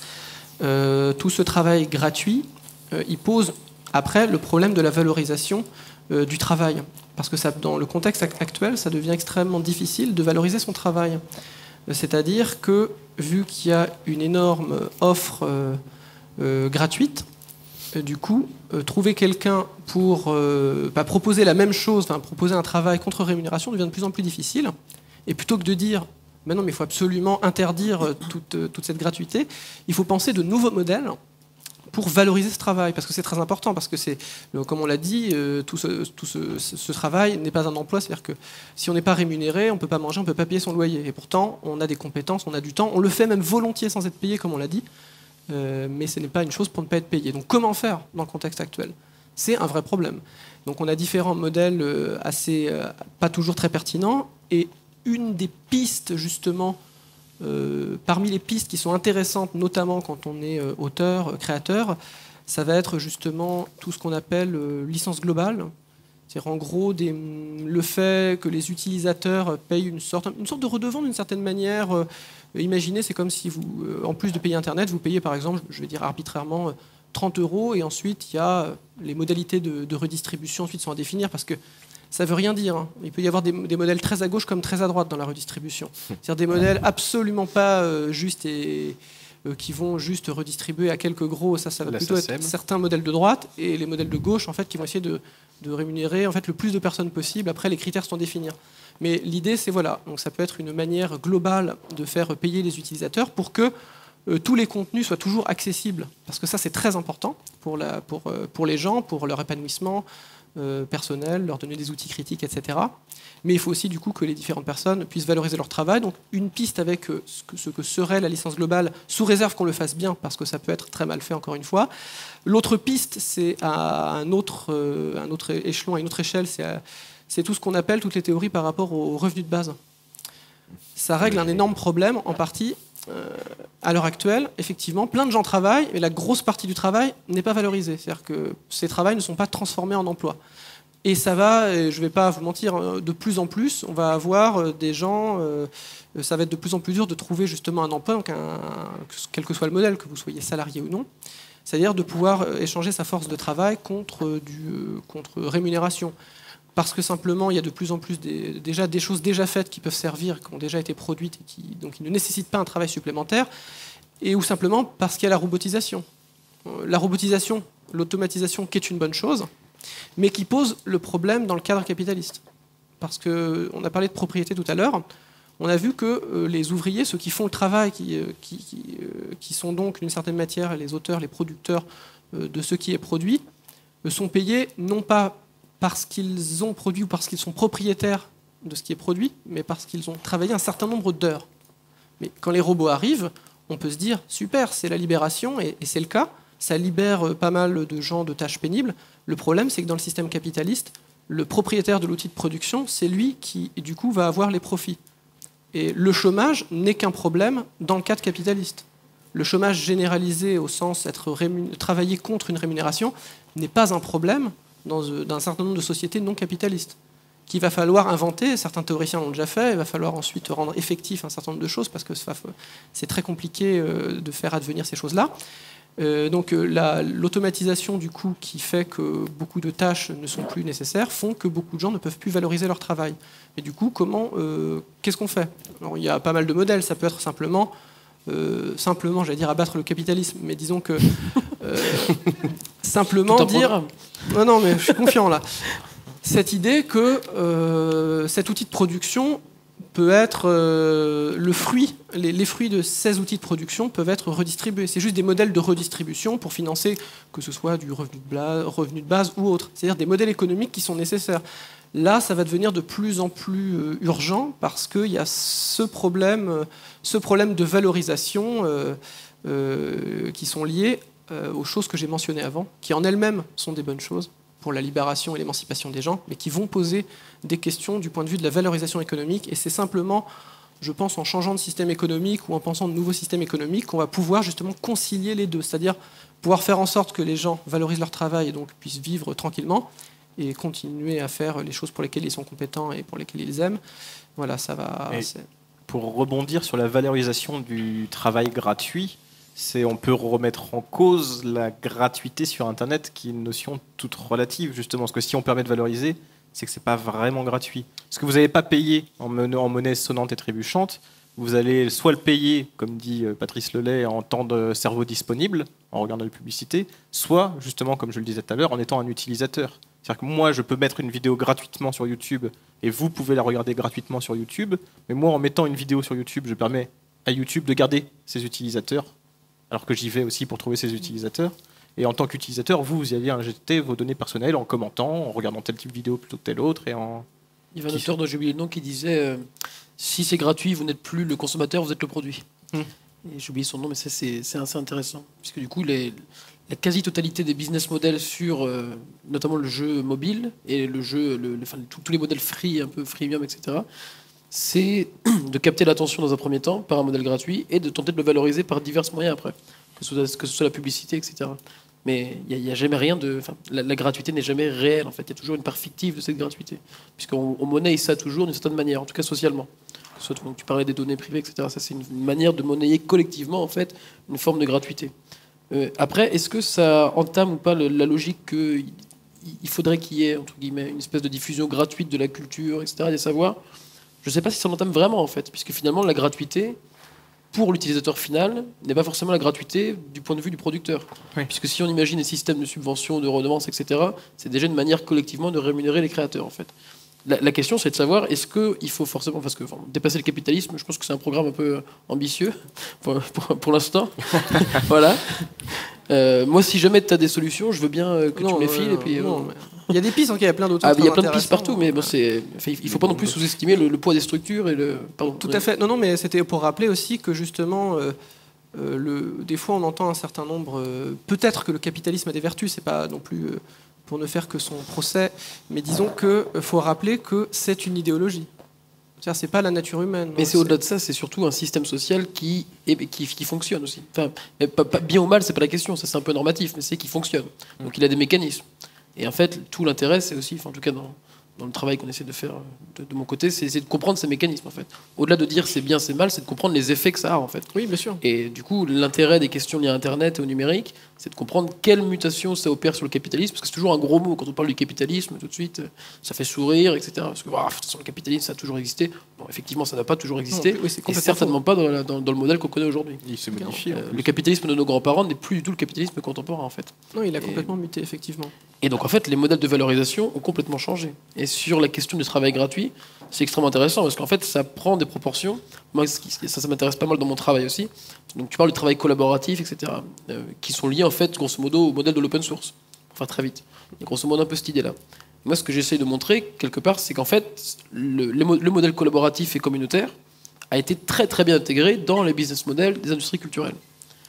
Si on prend des exemples très très récents, il y a un jeu qui s'appelle Trial Fusion, là, vous voyez, un jeu d'Ubisoft qui est un très bon jeu par ailleurs, c'est pas le problème, moi je trouve que c'est un très bon jeu. Voilà. Il y a un éditeur de niveau qui est directement implémenté dans le jeu, qui est quasiment le kit de développement qu'on vous donne et créer votre niveau. En fait, sauf que quand vous créez votre niveau, vous n'êtes jamais propriétaire de votre niveau. Non, c'est bien vous qui avez créé le niveau. Tu vois ce que je veux dire? C'est ton travail, ton effort créatif qui fait que le niveau est créé, mais tu n'en es jamais propriétaire. Mais par contre, du coup, tu as quand même de la chance parce que tu as pu jouer de nouvelles manières, etc. Et valoriser en fait ton expérience de jeu. Et ça fait aussi vivre une communauté. Donc ça permet de diffuser. Donc en fait, il y a tout un ensemble de stratégies économiques qu'il y a derrière ces modèles communautaires. Il faut bien comprendre que par exemple l'early access, le bêta test ouvert, ce sont aussi des modèles économiques. Ça veut dire que c'est des personnes qui vont tester le jeu, qui ne seront pas rémunérées pour ce travail, plus ou moins. Et en fait, ce travail va permettre à l'entreprise plusieurs choses. Donc déjà, j'ai déjà dit de faire vivre sa communauté, mais surtout c'est un instrument marketing exceptionnel, puisqu'on a déjà en fait grosso modo une idée de ce que sera la demande. Donc en fait la prise de risque sur la création, elle est minimisée, puisqu'on sait quasiment ce que sera la demande, parce que les joueurs vous donnent gratuitement leurs attentes. Donc en fait ça s'inscrit dans le dispositif, même des nouvelles professions, community manager, etc., marketing, je sais pas quoi, il y a des professions entières qui sont dédiées à ça. Donc sur les forums, on capitalise l'ensemble des informations. On fait des diagrammes, on dit voilà, les joueurs ont dit ça, tel truc va pas.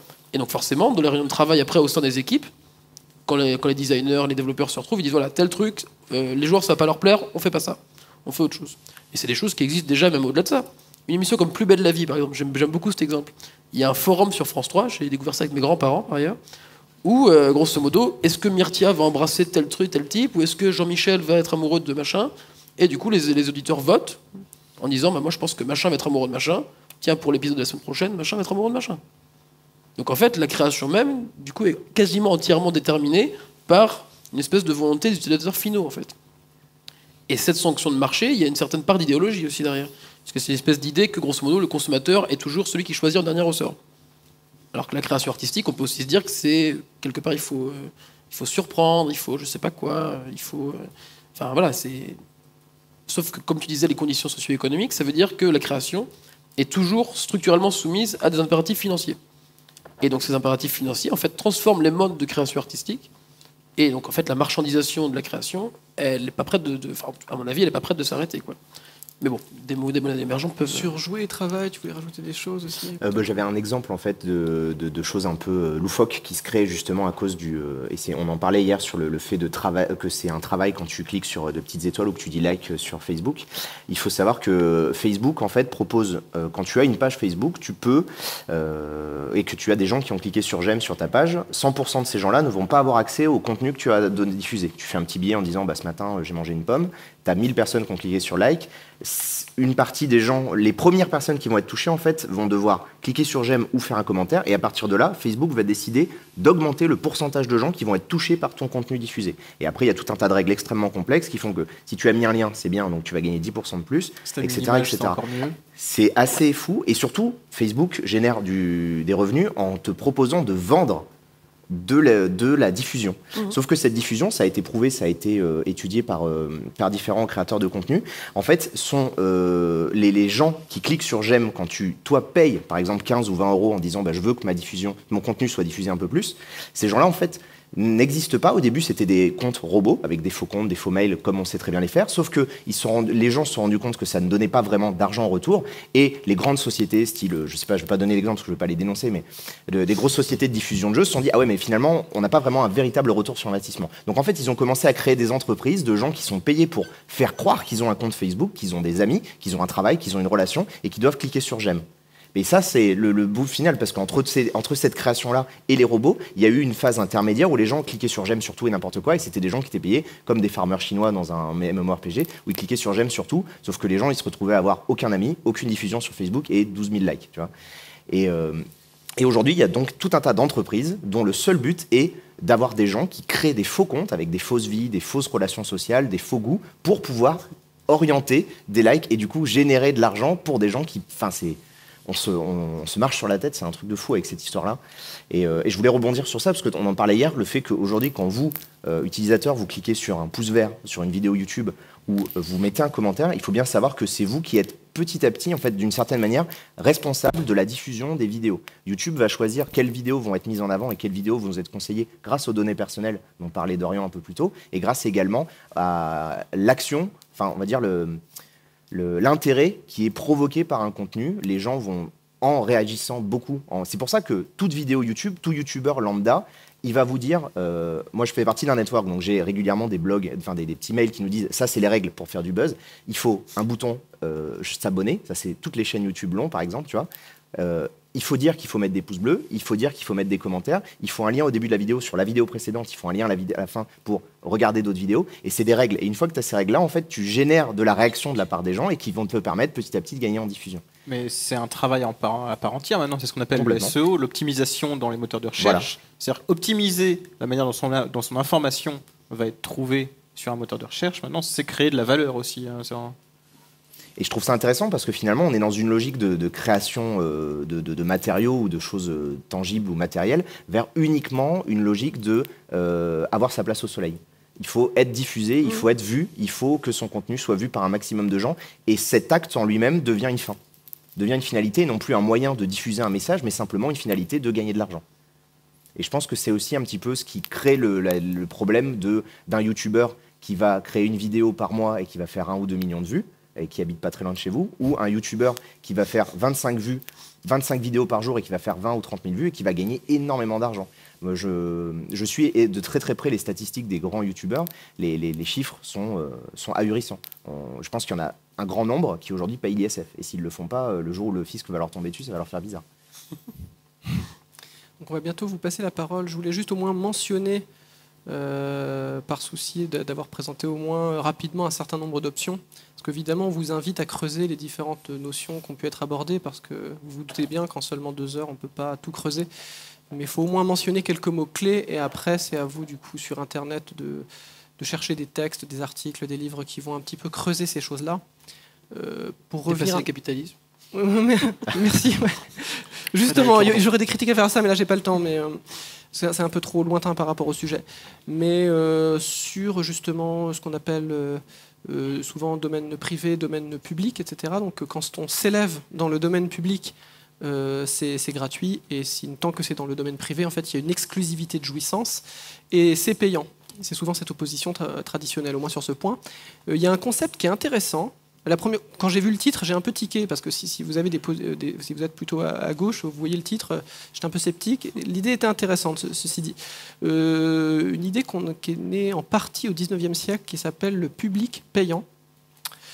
C'est une idée qu'on a chez Victor Hugo, puis un petit peu plus tard chez Jean Zay, je crois que c'est au 20e. L'idée, donc, qui était déjà en plus de ce public payant, il voulait réduire les durées de jouissance exclusive à 10 ans au lieu de 50. Et ensuite, quand on s'élève dans le domaine public, l'idée c'était que tant que c'est pas une activité à but commercial, tout le monde peut jouir, peut utiliser n'importe quelle œuvre comme matériau. Donc il n'y a plus d'exclusivité de jouissance, il n'y a plus de propriété. Tout le monde peut, tant que c'est à but non commercial, du coup, utiliser ce qui s'est élevé dans le domaine public. Par contre, quand c'est à des fins commerciales, il préconisait une redevance sur ce qui est dans le domaine public. On peut se dire, oui, mais une redevance est peut-être moins bien que gratuit. Eh bien, pas nécessairement. Pourquoi ? Parce que justement, ça permet, on revient sur la question de la valorisation du travail.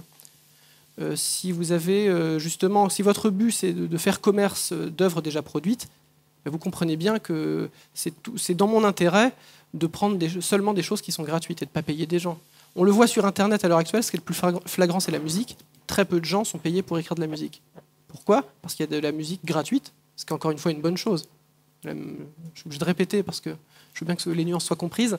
C'est une bonne chose, la gratuité, mais le problème, c'est que plein de gens se retrouvent, notamment en musique, ne peuvent pas valoriser leur travail. Parce que aller voir quelqu'un qui fait une vidéo, lui dire pour 1000 €, moi je te fais un petit peu de musique pour ta vidéo, c'est économiquement absolument impossible.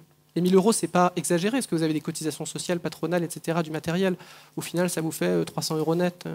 Donc c'est pas exagéré, mais c'est absolument impossible. Donc l'idée de cette redevance, déjà, ça permet de rééquilibrer un petit peu, de permettre plus facilement la valorisation du travail des personnes qui pourraient créer des choses originales pour votre œuvre en question, qu'il s'agisse d'un film, d'une vidéo ou peu importe. Et ça permet en plus cet argent, ça permet une redistribution après, selon différentes modalités. Encore une fois, après, cette redistribution, elle va être faite selon différents modèles, parce que pour les partisans du public payant, il y a ceux, encore une fois, qui sont plutôt sur un modèle, justement, moi, que je mettrais plutôt à droite, c'est-à-dire, il y a encore une idée on va le donner aux ayants droit, etc., ce qui est quasiment le modèle actuel, hein. Mais en gros, l'idée, c'est que même ce qui est dans le domaine public, on va donner une petite somme à ceux qui sont les descendants d'eux ou ceux qui ont acheté les droits, ce qui est vraiment une très très mauvaise chose. Parce que l'idée du public payant, c'est vraiment pas de faire ça.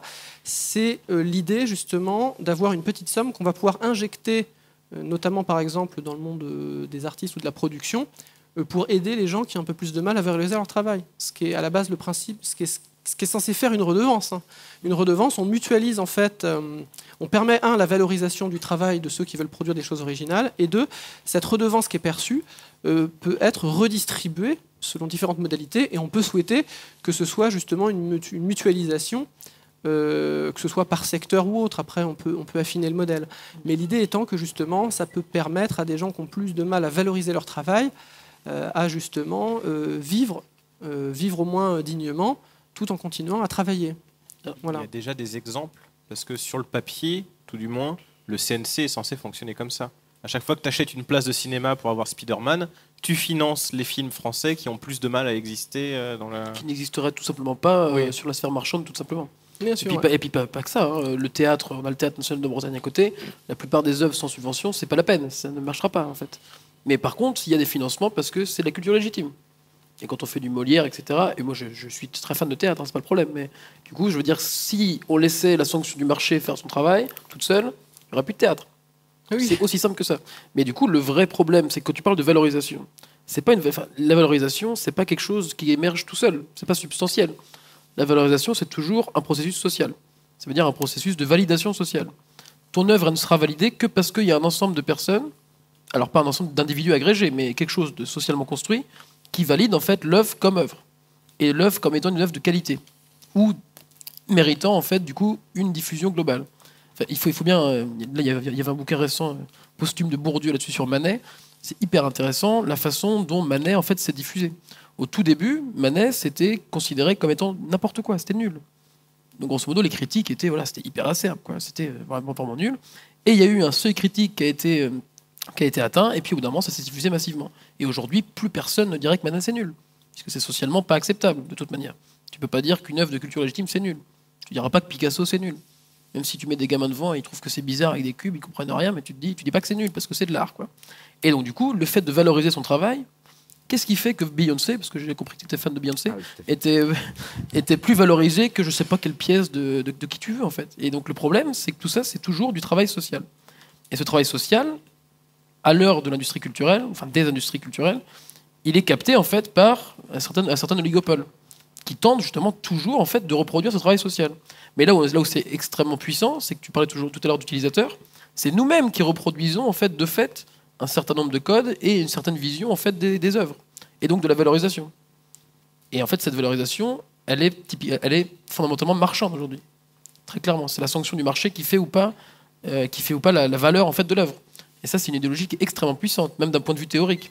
Au niveau économique, c'est extrêmement puissant de dire de toute façon, c'est les consommateurs qui choisissent. Ça, on l'entend à satiété, toujours. De toute façon, c'est pas à vous de décider publiquement qu'est-ce qui est bien ou pas. C'est pas à l'État de décider qu'est-ce que c'est la bonne culture. C'est au public de décider. C'est très fort, ça, comme idéologie. Mais donc, du coup, il y a cette espèce de mythe que l'utilisateur est parfaitement à l'aise avec les œuvres, etc., et connaît parfaitement l'ensemble du circuit de valorisation, et peut choisir en fonction les œuvres qu'il va aller voir ou pas, en fait. Donc ça va avec une théorie purement néolibérale de dire que tous les acteurs sont libres et rationnels. Bien sûr. Donc là, je pense qu'il va être temps de passer la parole au public. C'est vrai qu'on n'a pas eu le temps de tout dire. On avait plein de choses, mais c'est vrai qu'on a commencé un petit peu en retard. Mais de toute façon, on va répondre à vos questions. Ou si vous avez plutôt des remarques, il y a un micro qui va circuler dans la... Voilà, un micro qui est là. Ding. Ou si vous voulez pas dépasser le capitalisme, vous avez le droit. Hein. Ça va rester ça. Ouais, vous m'entendez. Bonjour, j'aimerais que vous reveniez sur ce que vous avez appelé tout à l'heure le YouTube Gate. Oui. Est-ce que tu veux le faire, Exerve, ou est-ce que je m'en charge? Par rapport, tu parles en fait de ce qui est, quand ils ont changé la règle au niveau des robots, ouais, et que de ce qui est arrivé dernièrement, ouais. Ouais, bah, je vais essayer de réexpliquer ça de manière un peu synthétique. C'est en gros, avant, YouTube fonctionnait sur un système de claim, c'est-à-dire de proclamation de propriété d'un droit, puisque il s'appliquait comme étant YouTube à la base, un truc américain. Dans leur logique, c'est forcé qu'on doit déposer quelque chose, et donc la logique du copyright, etc. Et donc le premier utilisateur, ou le premier créateur si tu veux, parce que c'est un peu difficile, bref, la première personne qui disait « ce contenu, cette vidéo m'appartient », il en était le détenteur, et plus personne n'avait le droit de dire « il s'est trompé, c'est moi en fait ». Et c'était extrêmement compliqué pour un véritable ayant droit, parce qu'il y avait des cas où c'était vraiment toi le propriétaire d'un truc qu'on avait utilisé, par exemple pour une musique. Typiquement, les Creative Commons, on a souvent tendance à croire qu'on a le droit de gagner de l'argent sur la musique libre, alors que c'est faux. Tout dépend de la licence. Ça dépend de la licence, mais de manière assez régulière, c'est souvent pas le cas. Commercial. Mais bon, on va pas rentrer dans le détail. Et qu'est-ce que j'allais dire? Et du coup, une fois que tu avais fait cette proclamation, en gros, c'était fini, c'était à toi. C'est pour ça que j'avais pris l'image tout à l'heure du petit planté de drapeau. Hein. On imagine très bien Tintin qui arrive sur la Lune en disant « ça y est, la Lune est à moi ». Et YouTube fonctionnait un petit peu comme ça, sauf qu'en réalité, le problème, c'est que des œuvres audiovisuelles ne fonctionnent pas avec un seul ayant droit, mais énormément. Et un jour, ils se sont dit « on va ouvrir les vannes et tout le monde va pouvoir avoir le droit de faire ». Et le problème, c'est que tous les claims existaient déjà. C'est-à-dire qu'ils existaient, mais ils n'étaient jamais donnés aux créateurs de chaînes. Par exemple, moi, j'en ai eu, quand le YouTube Gate s'est ouvert, j'ai eu un truc comme une 60aine de claims d'un coup à devoir dénoncer à la main. Ce qui est très très peu, hein, ce qui est extrêmement peu, parce qu'en plus, j'ai comme je fais des guides, j'ai le fair use de mon côté, puisque j'apporte une valeur ajoutée pédagogique à ce que je propose. Et du coup, la plupart du temps, je suis extrêmement tranquille. Donc j'ai une chance incroyable par rapport aux autres YouTubeurs. Mais... Et j'en avais une 60aine que j'ai dû dénoncer, mais ces claims existaient déjà, et en fait les vannes se sont ouvertes d'un coup, et forcément comme il y avait des centaines et des milliers de claims qui étaient sur toutes les vidéos du monde déjà en attente, ils se sont tous mis du jour au lendemain. Et il y a eu une panique un petit peu irrationnelle sur « oh là là, on va plus pouvoir, ça y est, YouTube c'est fini, on va plus gagner d'argent avec YouTube ». Et il y avait beaucoup de critiques qui disaient que la bulle de YouTube allait exploser, etc. etc. Et en fait, le YouTube Gate, ce qui s'est passé, c'est surtout que du jour au lendemain, le robot s'est mis à se rappeler que il y avait plusieurs ayants droit pour un même contenu et qu'il fallait réussir à essayer de trouver au milieu de ce flou, c'est un bordel sans nom, hein, le système de claim, qui a réellement le droit de gagner de l'argent sur un truc, parce qu'au final, tu le disais très bien, le fondement de tout ça et l'idée générale derrière tout ça, c'est pas une idée de morale pour savoir qui c'est qui est vraiment le propriétaire, c'est qui c'est qui a le droit de gagner du pognon là-dessus. Je sais pas si ça répond à ta question un peu plus claire, mais il y a eu beaucoup de bruit pour rien dans la mesure où beaucoup de youtubeurs, en fait, beaucoup des ayants droit se sont vite rendus compte qu'ils avaient besoin des youtubeurs comme étant des générateurs d'informations et de diffusion, et que du coup ça leur permettait de gagner au final de l'argent de manière indirecte, soit parce qu'ils avaient acheté justement du contenu et de la publicité, soit parce que quand un type comme PewDiePie qui a un peu plus de, je sais combien on est aujourd'hui, 25 millions d'abonnés, donc c'est juste le premier youtubeur au monde, quand il dit que tel jeu, même s'il dit pas que c'est bien, il en parle, on sait que tout de suite c'est des millions de gens qui vont être touchés par son contenu, et même s'il donne aucun avis critique dessus, parce qu'il fait que se filmer et rigoler, on sait que potentiellement ce jeu-là il va bien se vendre. On a l'exemple très classique de God Simulator qui n'aurait jamais fonctionné et jamais été financé pour pouvoir sortir sur Steam s'il n'y avait pas des youtubeurs influents qui avaient trouvé ça fun et qui en avaient fait des vidéos. Si je peux juste rajouter un tout petit truc, c'est qu'en fait les claims c'est aussi les entreprises en fait qui gèrent collectivement les droits, qui viennent réclamer. En fait, mais qui passent par des robots effectivement, et qui passent par le robot de YouTube aussi en fait. Donc c'est hyper compliqué d'un point de vue technique.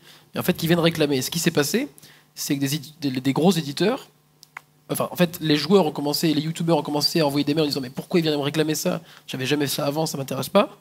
Donc le gestionnaire collectif de droits recevait ça, et de l'autre côté il disait à l'éditeur bah voilà on m'envoie ça, qu'est-ce que je fais? Et l'éditeur envoyait un mail en disant mais surtout pas, n'allez surtout pas réclamer des droits parce que c'est pas dans leur intérêt. Quand je parle de la diffusion, et c'est ce que tu viens de dire aussi, c'est extrêmement important pour eux en fait. Donc du coup l'idée d'aller réclamer des droits, ça va en fait détruire leur communauté. Ou en tout cas, ça va énerver la communauté. Et énerver la communauté, c'est pas du tout une bonne idée quand on veut diffuser un jeu et diffuser une image de marque, en fait. Donc il y a des stratégies, c'est pas de l'altruisme de la part des gros éditeurs, hein. C'est des stratégies commerciales très précises. Et des stratégies marketing aussi. Et il faut savoir, je me permets de rebondir là-dessus, donc bon, tout le monde se souvient, ça avait fait grand bruit que Nintendo, eux, avait décidé à un moment donné de tout interdire ou de tout récupérer pour eux, et ils se sont très vite rendus compte que c'était une connerie. À l'heure actuelle, aujourd'hui, dans les éditeurs qui n'ont toujours pas changé leur politique par rapport au fait de laisser les youtubeurs faire, il y a Square Enix, parce qu'on peut les dénoncer à ce niveau-là, parce qu'eux, ils continuent de réclamer les droits, et ils touchent, en fait, ils interdisent pas la diffusion du contenu, mais tout l'argent qui est généré par les revenus publicitaires leur revient intégralement à eux. Ce qui est d'une certaine manière du vol de valorisation, c'est du vol de travail. Hein. Mais après, ça leur appartient d'un point de vue juridique. Hein. C'est laissé à leur discrétion. Et après, et c'est là où il rentre après une notion, et je permets de conclure là-dessus, qui est vraiment extrêmement, j'allais dire un peu pernicieuse, c'est la relation entre le youtubeur et le producteur, puisque on a le droit. Moi, typiquement, c'est pas un secret, je m'occupe beaucoup des jeux Dark Souls, c'est produit par Namco Bandai, enfin Bandai Namco d'ailleurs, ils ont changé de nom, et en fait, ils m'ont donné un jour l'autorisation de générer du contenu par rapport à leurs jeux vidéo, mais uniquement Dark Souls d'ailleurs. J'ai pas le droit si demain je filme un One Piece, j'ai pas le droit de gagner de l'argent dessus, il faudrait que je le demande. Mais en fait, j'ai une autorisation écrite qui me permet, à chaque fois que j'ai un claim qui revient, parce que des fois il y a un robot qui se plante, je colle le PDF dans le truc, j'envoie ça, dans les 10 minutes c'est réglé quoi. Et en fait, énormément de youtubeurs, ceux qui ont énormément d'influence, ont en fait ces lettres-là qui leur permettent, comme des lettres, des passe-droits, qui leur disent c'est bon, vas-y, fais-toi plaisir, fais-nous gagner de l'argent. Mais ceci dit, ça c'est irrévocable. C'est irrévocable tout le temps. Ouais. C'est ce qu'on appelle du private ordering en fait en économie du droit. C'est-à-dire que grosso modo, c'est pas la puissance publique qui va décider comment tu vas avoir le droit d'utiliser le contenu. Et en fait, au final, tu n'as même pas passé un contrat finalement. Il n'y a aucune idée de contrat. Ils m'envoient un courrier, je leur ai rien demandé. C'est parfaitement tacite. Où ils ont bien compris que c'était dans leur intérêt que les vidéos continuent d'être diffusées. Et grosso modo, au lieu d'avoir un contrat rédigé express, un contrat de licence, même quasi gratuit, du coup, ils te donnent une autorisation tacite. Mais par contre, du jour au lendemain, ils vont te dire, s'ils t'envoient un autre courrier en disant, bah t'as plus le droit, t'as plus le droit. Oui. Parce qu'on a eu des cas où justement, pendant le YouTube Gate, Sega qui disait bon bah vous utilisez notre contenu, il n'y a pas de problème, mais qui à côté a squeezé tout plein de vidéos de jeux rétro sur tout ce qui était Shining Force, etc. Parce qu'ils sortaient un jeu qui s'appelait genre Shining Bubbles ou je sais pas quoi. Et pour augmenter leur SEO dans YouTube, justement, ils ont fait des claims et ils ont fait sur toutes les vidéos des vieux jeux qui ont pourtant une vingtaine d'années comme Shining Force, etc. pour que ce soit leur trailer qui passe en premier quand tu tapais Shining Sega. Et ça permet de rappeler que même quand on est youtubeur, on a beau se bercer d'illusions sur notre intégrité ou sur notre indépendance, on n'est que des acteurs et que des pions d'un plan marketing qui nous dépasse. Puisque eux décident ou non de nous interdire, comme tu dis, puisque c'est eux qui décident si on a le droit de diffuser ou pas. Bon, t'es un peu dur avec toi-même, là, t'es pas seulement un pion non plus de Bandai Namco. Mais je pense que c'est une... C'est pas une... Il y a des tensions, quoi. Il y a des tensions entre des intérêts divergents. il y a des tensions, mais une fois, je pense que tu as accepté ça. Tu sais, c'est toujours mon idée de trouver une liberté dans un espace de contrainte. C'est mon idée. T'aimes beaucoup ça. J'aime beaucoup ce thème-là. Et une fois que tu as accepté ça, tu peux à partir de là essayer d'en jouer. Parce qu'en fait, tu es un petit peu insinué dans le système. Et plutôt que de rentrer en opposition au système, tu essayes simplement de le modifier ou de l'adapter à tes besoins de l'intérieur. C'est deux façons qui s'opposent de voir le problème. On va prendre une autre question, parce que si on fait des réponses aussi longues à chaque question, on va pas en prendre beaucoup. Non, mais c'était de moins de réponses précises, du coup. Y a-t-il une question, une remarque sur les différents points qui ont été abordés? C'est vrai qu'on a... C'est très très large comme sujet, donc n'hésitez pas à revenir sur des choses. Oui, bonjour. Je voulais revenir par rapport au mode de financement qui pourrait justement rémunérer les créateurs. Parce que c'est vrai que maintenant, j'ai tendance à dire personnellement que YouTube, c'est ma télé. Parce que c'est vrai que la télévision, je regarde moins, et je regarde plutôt un ensemble d'abonnements YouTube. Et c'est vrai que quand on entend parler que les créateurs ne peuvent pas en vivre, on peut se dire qu'il faudrait peut-être trouver un moyen sans des producteurs qui vont capitaliser tout un ensemble de revenus, justement en remplaçant le producteur par l'utilisateur. Et c'est vrai qu'il y a l'exemple peut-être de Tipeee qui permet justement aux visionneurs de donner des sous à chaque vidéo produite par un auteur. Et peut-être que c'est un financement intéressant pour l'avenir des youtubeurs. Mais oui, comme on disait, la façon dont tu vas être financé va structurer la façon dont tu vas travailler. Et typiquement, Tipeee ou toute autre plateforme de financement participatif va devoir aussi changer la manière dont tu communiques avec ta communauté et la manière dont tu vas produire ton contenu. Typiquement, parce que légalement, tu peux pas juste recevoir du financement comme si c'était les Américains ils disent love money, c'est comme si c'était juste du financement de bon cœur de la part de du don. Voilà, on n'a pas le droit au don comme ça. Donc il y a des contreparties. Et notamment dans ces contreparties, on voit sur Tipeee pour les gens qui donnent beaucoup d'argent, c'est-à-dire plus de 100 €, tu leur laisses, je sais pas, une demi-heure ou une heure de Skype avec toi en privé. Ça change. À partir du moment où tu es rémunéré pour faire ça, ça devient aussi ton travail. On est proche du téléphone rose quand tu fais ça, donc ça change aussi tes conditions de travail. Ça dépend ce que tu dis sur Skype. Après, oui, il y a la dernière vidéo, la dernière vidéo de c'est Real Talk de Mister MV où il annonce qu'il veut faire son Tipeee. Alors évidemment, c'est complètement subversif parce que c'est Mister MV, mais regardez-là quoi. Allez sur la chaîne de Monsieur MV, vous allez voir, c'est génial quoi. Il annonce qu'il veut faire un Tipeee et il montre justement les limites de ce système-là. Sur le fait qu'on se prostitue, il y a pas sur le fait que les utilisateurs décident à notre place, quoi. Parce que c'est eux qui nous financent. Et comme en fait, on fait que faire une translation de qui c'est qui nous finance. C'est ça. Et donc du coup, en fait, tu fais simplement que translater en fait la dépendance. C'est-à-dire qu'elle passe des producteurs aux utilisateurs. Et en fait, ce qui me dérange un peu là-dedans, ça c'est plus d'un point de vue de théorie économique, en fait, c'est l'espèce d'idée que du coup la sanction sera toujours une sanction individuelle finale. Et que les sanctions individuelles agrégées vont faire la valeur en fait de ce que tu produis. Et dans le cas de la création, surtout la création artistique, ça pose pas mal de questions en fait. Parce qu'il y aurait énormément d'œuvres qui aujourd'hui ont une approbation majeure de la part de à peu près tout le monde, qui n'auraient jamais émergé s'il y avait en fait un ensemble d'utilisateurs finaux qui étaient amenés à décider en fait de la valeur ou pas de l'objet, quoi. Donc est-ce que ça va plutôt quelque chose de plus collectif? Après, tout dépend de ce dont on parle, quoi. Si on parle de création artistique, ou si on parle de création industrielle, ou si on parle d'industrie culturelle, enfin tout dépend de ce qu'on entend en fait derrière la création. Et du coup, ça implique des modèles économiques extrêmement différents, quoi. Voilà, encore une fois, je reprends l'exemple du théâtre, mais si on laissait aux utilisateurs finaux directement en fait la sanction et le véritable prix de ce que ça coûte le spectacle vivant, ça marchera pas en fait. Donc du coup, il faut qu'il y ait des systèmes en fait qui minimisent et collectivisent les risques et qui permettent en fait à la création d'émerger.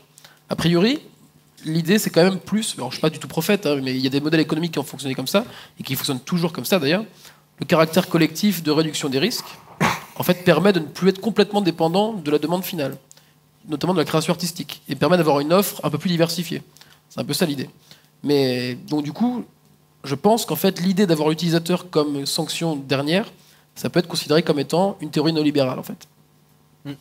Surtout que si tu vois comment ça marche, par exemple, admettons que, je sais pas, il y en a peut-être certains d'entre vous qui font des vidéos YouTube et si vous vous lancez sur Tipeee actuellement ou si vous lancez un Kickstarter pour votre long métrage, il est peu probable que vous récupériez 200 000 €. On voit bien que, certes, il y a des cas marginaux. On peut voir des Faster Than Light ou des jeux comme ça qui sont kickstartés de nulle part. Mais les projets qui marchent et les gens qui arrivent à mobiliser des foules, c'est des Charles Cécile, c'est des Tim Schafer. Donc c'est des gens qui valorisent la légitimité aussi qu'ils avaient déjà, de par ailleurs, en arrivant sur les financements participatifs. Et c'est pareil quand on voit quand tu arrives sur Tipeee, tu vois Fossoyeur de film, tu vois Chris Dub Minute Papillon, tu vois que des gens qui avaient déjà réussi à valoriser leur contenu et qui vont juste dire bon bah je vais me libérer de la pub par exemple et donc je me fais financer autrement. Mais c'est des gens qui avaient déjà justement cette valeur-là, qui l'ont juste transformé, qui ont transformé les personnes qui finançaient, mais ils n'ont pas valorisé d'une manière nouvelle leur contenu vraiment. Donc, en tout cas, c'est intéressant d'avoir des business models alternatifs, quoi qu'il en soit. Il y a évidemment des dérives. Je pense qu'il y a des choses intéressantes à creuser pour tout ce qui va être financement participatif. Certains problèmes ont déjà été pointés, mais ça ne règle effectivement pas tous les problèmes. La valorisation du travail, ça ne règle pas le problème. Après, on pourrait imaginer des fonctions correctrices, comme à l'échelle d'un network, n'importe quoi, de la mutualisation, c'est-à-dire des espèces de seuils que vous considérez, par exemple, N-SMIC, par exemple, comme ça se fait dans beaucoup de théories en gauche critique, ça peut aller de 1 à 10 SMIC, c'est-à-dire que vous avez un indice, en fait, et au-delà d'un certain seuil, par exemple, vous ponctionnez en fait, un certain nombre d'auteurs, et du coup, vous redistribuez à ceux qui ont plus de mal, même via le financement participatif, qui ne règle pas tous les problèmes de valorisation. Vous leur permettez, du coup, de quand même s'en sortir un petit peu. Il y a un autre problème qui est un petit peu annexe, c'est que il y a aussi une question de manque parfois de transparence par rapport à qui touche quoi, de redistribution. Parce que souvent, par exemple, on vous dit « Ah, on a donné 100 000 € pour tel projet, c'est génial ». Mais parfois, il y a certaines plateformes qui prennent des pourcentages non négligeables. Ça peut être de quelques pourcents à 8, 5, 10, 20, 30%. Ça peut être des pourcentages assez significatifs. Donc il est bien d'exiger de la transparence sur ces chiffres. Alors quand on paye quelqu'un, on aime bien savoir, par exemple, bon ben voilà, telle partie de l'argent va servir à produire l'œuvre. Telle partie, ça va partir, je ne sais pas, au producteur, celui de la plateforme. Je trouve que c'est un peu trop. Il y a déjà des gens qui proposent ça, d'ailleurs. On peut mettre des petites tirettes pour les Humble Bundle, pour pas mal de choses. Donc il y a déjà des pistes, ça existe. Et également aussi, il y a à l'heure actuelle un manque de contrôle. Ce que le spectateur, le futur spectateur se dit, se pose et se dit, voilà, j'ai envie d'aider tel artiste qui fait telle chose ou tel auteur qui fait une chose intéressante. J'ai de l'argent, je le finance un peu, soit. Mais il n'y a pas de contraintes très lourdes qui pèsent sur les personnes qui vont recevoir cet argent. Et on a vu des gens, par exemple, dire... vous pourriez le faire, pour ne pas donner d'exemple trop précis. Ah, je vais faire un jeu vidéo, maintenant que j'ai l'argent, en fait, je vais faire un film, et c'est un vague lien avec le jeu vidéo que je voulais faire. Et en gros, vu qu'il n'y a pas de contraintes, les gens qui ont payé, du coup, pour faire quelque chose, pour que quelque chose soit produit, se retrouvent un petit peu floués. Et alors, bah si, par contre, là, c'est important de prendre un exemple. J'avais deux exemples en tête. Le premier exemple, ça va être l'Oculus Rift, avec des gens qui financent, en gros, quelque chose qui est très prometteur en termes de gameplay. C'est une nouvelle interface, c'est de nouvelles possibilités de jeu, d'immersion, d'histoire. Qui était censé être open source. Voilà, donc open source, les gens sont c'est génial, on va soutenir un projet comme ça, on va émanciper, on va faire pas mal de choses. Et après, on se retrouve avec, finalement, c'est vendu à Facebook, c'est ça ? Ouais. Tout à fait. Donc voilà, ça pose problème, ça, quand même. Mais ce qu'il faut bien comprendre, c'est que Kickstarter, il y a eu une espèce de petite bulle parce que c'est une idée super jolie au début où les gens se sont dit « Ah ben c'est génial, c'est nous qui pouvons décider, on peut donner de l'argent ». Mais à aucun moment donné, Kickstarter ne faisait de vous, qui avez financé l'Oculus Rift, si vous êtes parmi vous dans la salle, si vous êtes parmi nous, comme étant des actionnaires et du coup des décisionnaires de l'existence de ce produit-là. Vous aviez aidé à un moment donné, à un instant T, en donnant un peu de votre argent pour que le produit évolue. Mais après, vous êtes absolument pas détenteur d'un droit de décision sur ce qui se passe après. Et c'est une subtilité qui était pas forcément très claire, qui l'est du coup depuis l'existence de l'Oculus Rift. Je pense que les gens ne feront plus j'arrive pas à trouver mes mots là. Enfin bref, ne feront pas la confusion entre les deux choses. Quand on donne de l'argent sur un Kickstarter, on est uniquement un donateur. On n'a aucun pouvoir de décision sur ce qui va se passer. Et il reste malgré tout la fiction que l'auteur financé par ce moyen-là sera libéré de toute contrainte venant d'en haut. Alors il y a des cas où en fait du coup les plateformes de financement commencent à se comporter comme des producteurs. On a le cas par exemple pour un jeu vidéo un jeu de combat qui s'appelle Skullgirls, ou qui a été financé via Indiegogo. Et ils ont réussi à financer leur jeu et ils se sont dit tout de suite on va à notre compte en banque, on retire la moitié du financement et on le met sur notre compte en banque à nous. Et là, Indiegogo a fait « Ouah, mais qu'est-ce que vous faites ?» bah, on a été financé, on retire notre argent. Je fais ouais, mais nous, il y a notre image en jeu, donc on veut des critères qualité. Donc le reste de la moitié de l'argent, on le bloque. Vous n'y avez plus accès et vous allez devoir nous présenter des milestones sur votre projet pour qu'on redébloque l'argent. Et donc ils sont comportés comme un éditeur classique en définitive. Voilà, donc tout ça pour dire qu'il y a des alternatives, il y a des pistes intéressantes, mais il y a de nombreuses dérives possibles et ça ne résout pas tous les problèmes. Donc il y a pas mal de choses, pas mal de réflexions à mener en tout cas sur ça, sur ce point-là. J'allais donner encore un autre exemple, mais je pense qu'on va prendre une autre question. Moi, j'avais une question sur l'aspect matériel des choses. Il y a quelques années, quand on achetait un jeu vidéo, on achetait une cassette ou un CD, comme on achetait un Rodin ou un Picasso ou un Dali. Et de plus en plus, il y avait le matériel. C'est ça que je voulais dire. C'est pas reproductible, Picasso. Non, mais à l'époque, les cassettes, c'était difficile à reproduire. Là où je voulais en venir, c'était aujourd'hui, on va de plus en plus vers des modèles où on achète un code et en fait, on peut se connecter directement avec sa console sur Internet et on peut jouer. Sauf qu'une fois que le code n'est plus actif, on ne peut plus jouer. Et donc du coup, on peut plus utiliser le jeu comme l'on souhaite. Donc il y a la question de l'utilisateur qui n'a plus l'objet pour pouvoir jouer avec comme bon lui semble, voire le triturer, le casser, le recompacter, le dupliquer s'il a envie. Et le côté création, diffusion, production, qu'est-ce que ça a pu changer? Est-ce que c'est réellement un modèle qui est en train de s'installer ou est-ce que c'est aussi un feu de paille En fait, la distinction physique-digitale, elle est compliquée dans le sens où on a l'impression, quand on avait une copie privée, qu'on était propriétaire, qu'on en faisait ce qu'on voulait. C'est complètement faux. En fait, ce qu'il y a sur la galette, c'est un ensemble de contrats. Pour faire très vite. Tu as un ensemble de contrats de licence, on t'autorise à jouer. Mais on t'autorise pas à en faire exactement ce que tu veux. Alors maintenant, il y a du fair use. Ça veut dire qu'on t'autorise à faire des copies privées. Quand tu achètes un DVD, on t'autorise à le regarder dans le cercle de la famille. Mais des fois, je me dis, à chaque fois que je pense à ça, quand j'étais un peu plus jeune, je me disais, mais imagine, j'ai une très grande famille, on se met à 150 dans une salle, on a le droit, a priori, oui. Ça marche, c'est de la famille. Bon, voilà. Je me dis, des fois, je suis avec un pote, j'ai peut-être pas le droit de regarder avec mon pote, tu vois, j'en sais rien. Bon, évidemment, personne ne va contrôler, mais c'est l'idée de dire qu'en fait, on va pas pouvoir reproduire et faire un usage commercial. C'est pour éviter le côté passager clandestin. Le digital fait juste qu'on a meilleure conscience du fait qu'on n'est jamais propriétaire du contenu qu'on nous met entre les mains. Donc en fait, c'est jamais qu'un ensemble de licences. En fait, c'est un ensemble de droits d'usage. Mais jamais t'es propriétaire toi de l'œuvre. En fait, c'est toujours le créateur, entre guillemets, le producteur plutôt, qui est propriétaire de l'œuvre. Et il y a une distinction qui est assez rigolote, c'est que moi j'ai travaillé dans un magasin de jeux vidéo. Et en fait, tu as des conditions générales de vente que tu acceptes tacitement à chaque fois que tu donnes de l'argent au mec en face de toi.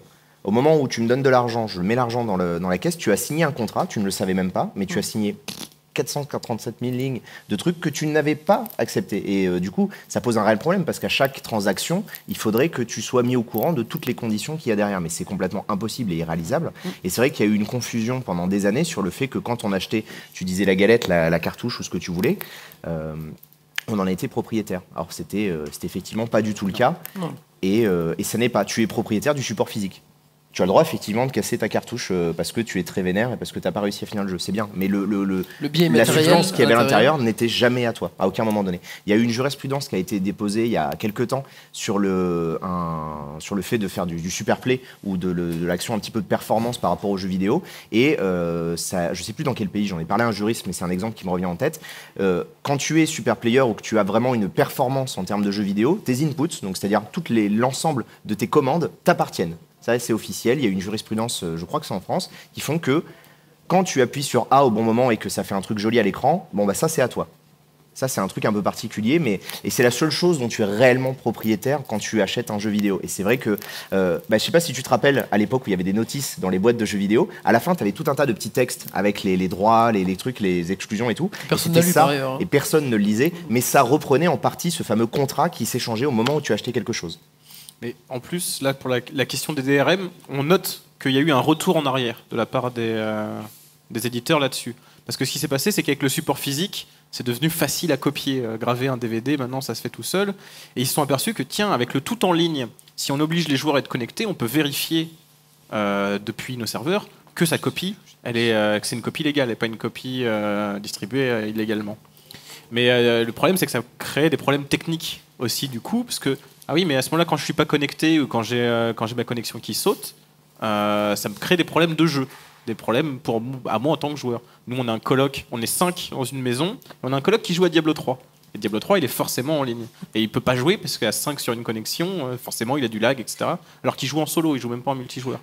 Et c'est à cause de ces problèmes-là qui créent des problèmes justement aussi d'image de marque qu'il y a un retour en arrière, notamment d'Electronic Arts et d'Activision sur les DRM pour dire on va arrêter de faire ça. Et de Microsoft aussi dans une moindre mesure. Mais... Avec la Xbox One, j'allais rebondir là-dessus, ils sont revenus extrêmement violemment sur leur position à ce niveau-là. Mais je pense que vraiment le DRM, c'est quelque chose qui a fait beaucoup de levées de boucliers sur Internet. Mais il faut bien comprendre que d'un point de vue économique, je pense que c'est une espèce de bêta-test géant et qu'ils sont en train d'essayer de comprendre qu'est-ce qui sera le meilleur moyen pour que à la fois vous ayez pas trop l'impression de vous faire enfler et que eux, ils puissent malgré tout jouir de la meilleure des manières, c'est-à-dire de gagner le plus de pognon possible. Mais la question de la dématérialisation, elle est un peu plus large que ça, parce que ça provoque un changement de paradigme d'une certaine manière, puisque avant on était dans ce qu'on appelle une économie de ressources. C'est-à-dire que il fallait produire, pour pouvoir te vendre ta galette, il fallait produire une boîte en plastique, il fallait produire un CD, il fallait produire... Ça coûte rien en fait ça. La galette en tant que telle, ça coûte absolument rien. Oui, Le coût de la reproduction dans le coût total de pré-prod, oui, il est faible. Oui, mais il est extrêmement faible. Il était là. Mais il était là. Il n'était pas beaucoup plus élevé en fait qu'aujourd'hui, hein, finalement. Enfin, je veux dire, à partir du moment où tu produis des galettes en milliers, le coût unitaire de la galette est quasiment nul en fait. Oui, mais c'est pas qu'une question économique, c'est une question de ressources justement, c'est ce qu'elle a dit Dorian en fait. Ouais, alors que quand on passe au dématérialisé, on arrive aussi dans une économie d'abondance, qui est que ton bout de code qui soit reproduit une fois ou 10 000 fois, c'est le même coût. Même si les coûts étaient négligeables avant, il y avait une différence de coût entre le nombre de copies que tu faisais. Ouais, mais il y avait aussi des effets de réseau qui faisaient qu'en fait, ça c'est un peu des trucs économiques, mais bon, c'est en fait le fait d'avoir de plus en plus de diffusion réduisait d'autant plus le coût unitaire. Donc en fait, au final, c'était bref, ça c'est des trucs un peu plus techniques. Mais pour faire le lien entre ce qu'a dit Dorian et une question et quelque chose qui a été mentionné il y a une dizaine de minutes sur le caractère reproductible de l'œuvre, quand on est justement plus dans une économie de ressources, on est à l'ère du CTRL-C, CTRL-V, hein, donc ça change le rapport au travail, ça a des incidences économiques, ça a des incidences sur la consommation, et là, j'ai pas le temps de développer parce qu'il va falloir malheureusement arrêter, mais je conseille à un certain nombre de personnes la lecture de Walter Benjamin, parce qu'il pose la question du statut de l'œuvre d'art à l'heure de la reproductibilité. En fait, ça pose un vrai problème, c'est-à-dire que ça repose plein de questions, toutes les questions qu'on a mentionnées avant, les questions économiques, etc. Lui s'intéresse plus justement à l'esthétique, la question du gain ou de perte d'aura, etc. Mais la création, du coup, la démultiplication des œuvres dérivées qui se surajoutent les unes les autres, tous ces outils qui nous permettent de le faire, on vit une époque extraordinaire, mais qui pose aussi pas mal de questions techniques, mais aussi des questions sociales et économiques, hein, pour faire un petit peu la synthèse de ce qu'on a dit. Et donc je pense qu'il y a pas mal d'outils dont il faut se munir pour essayer de mieux poser ces problèmes, mieux les comprendre, voilà, de manière saine et sereine. Donc malheureusement on va devoir arrêter là, on n'aura pris que quelques questions, mais c'est vrai qu'on a eu un petit retard et on va faire une pause d'un quart d'heure, hein, pour le prochain sujet. Donc on peut remercier Benoît Régnier alias Exerve. Merci.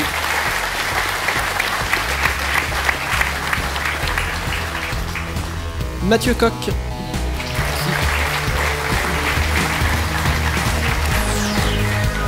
Dorian Chandelier.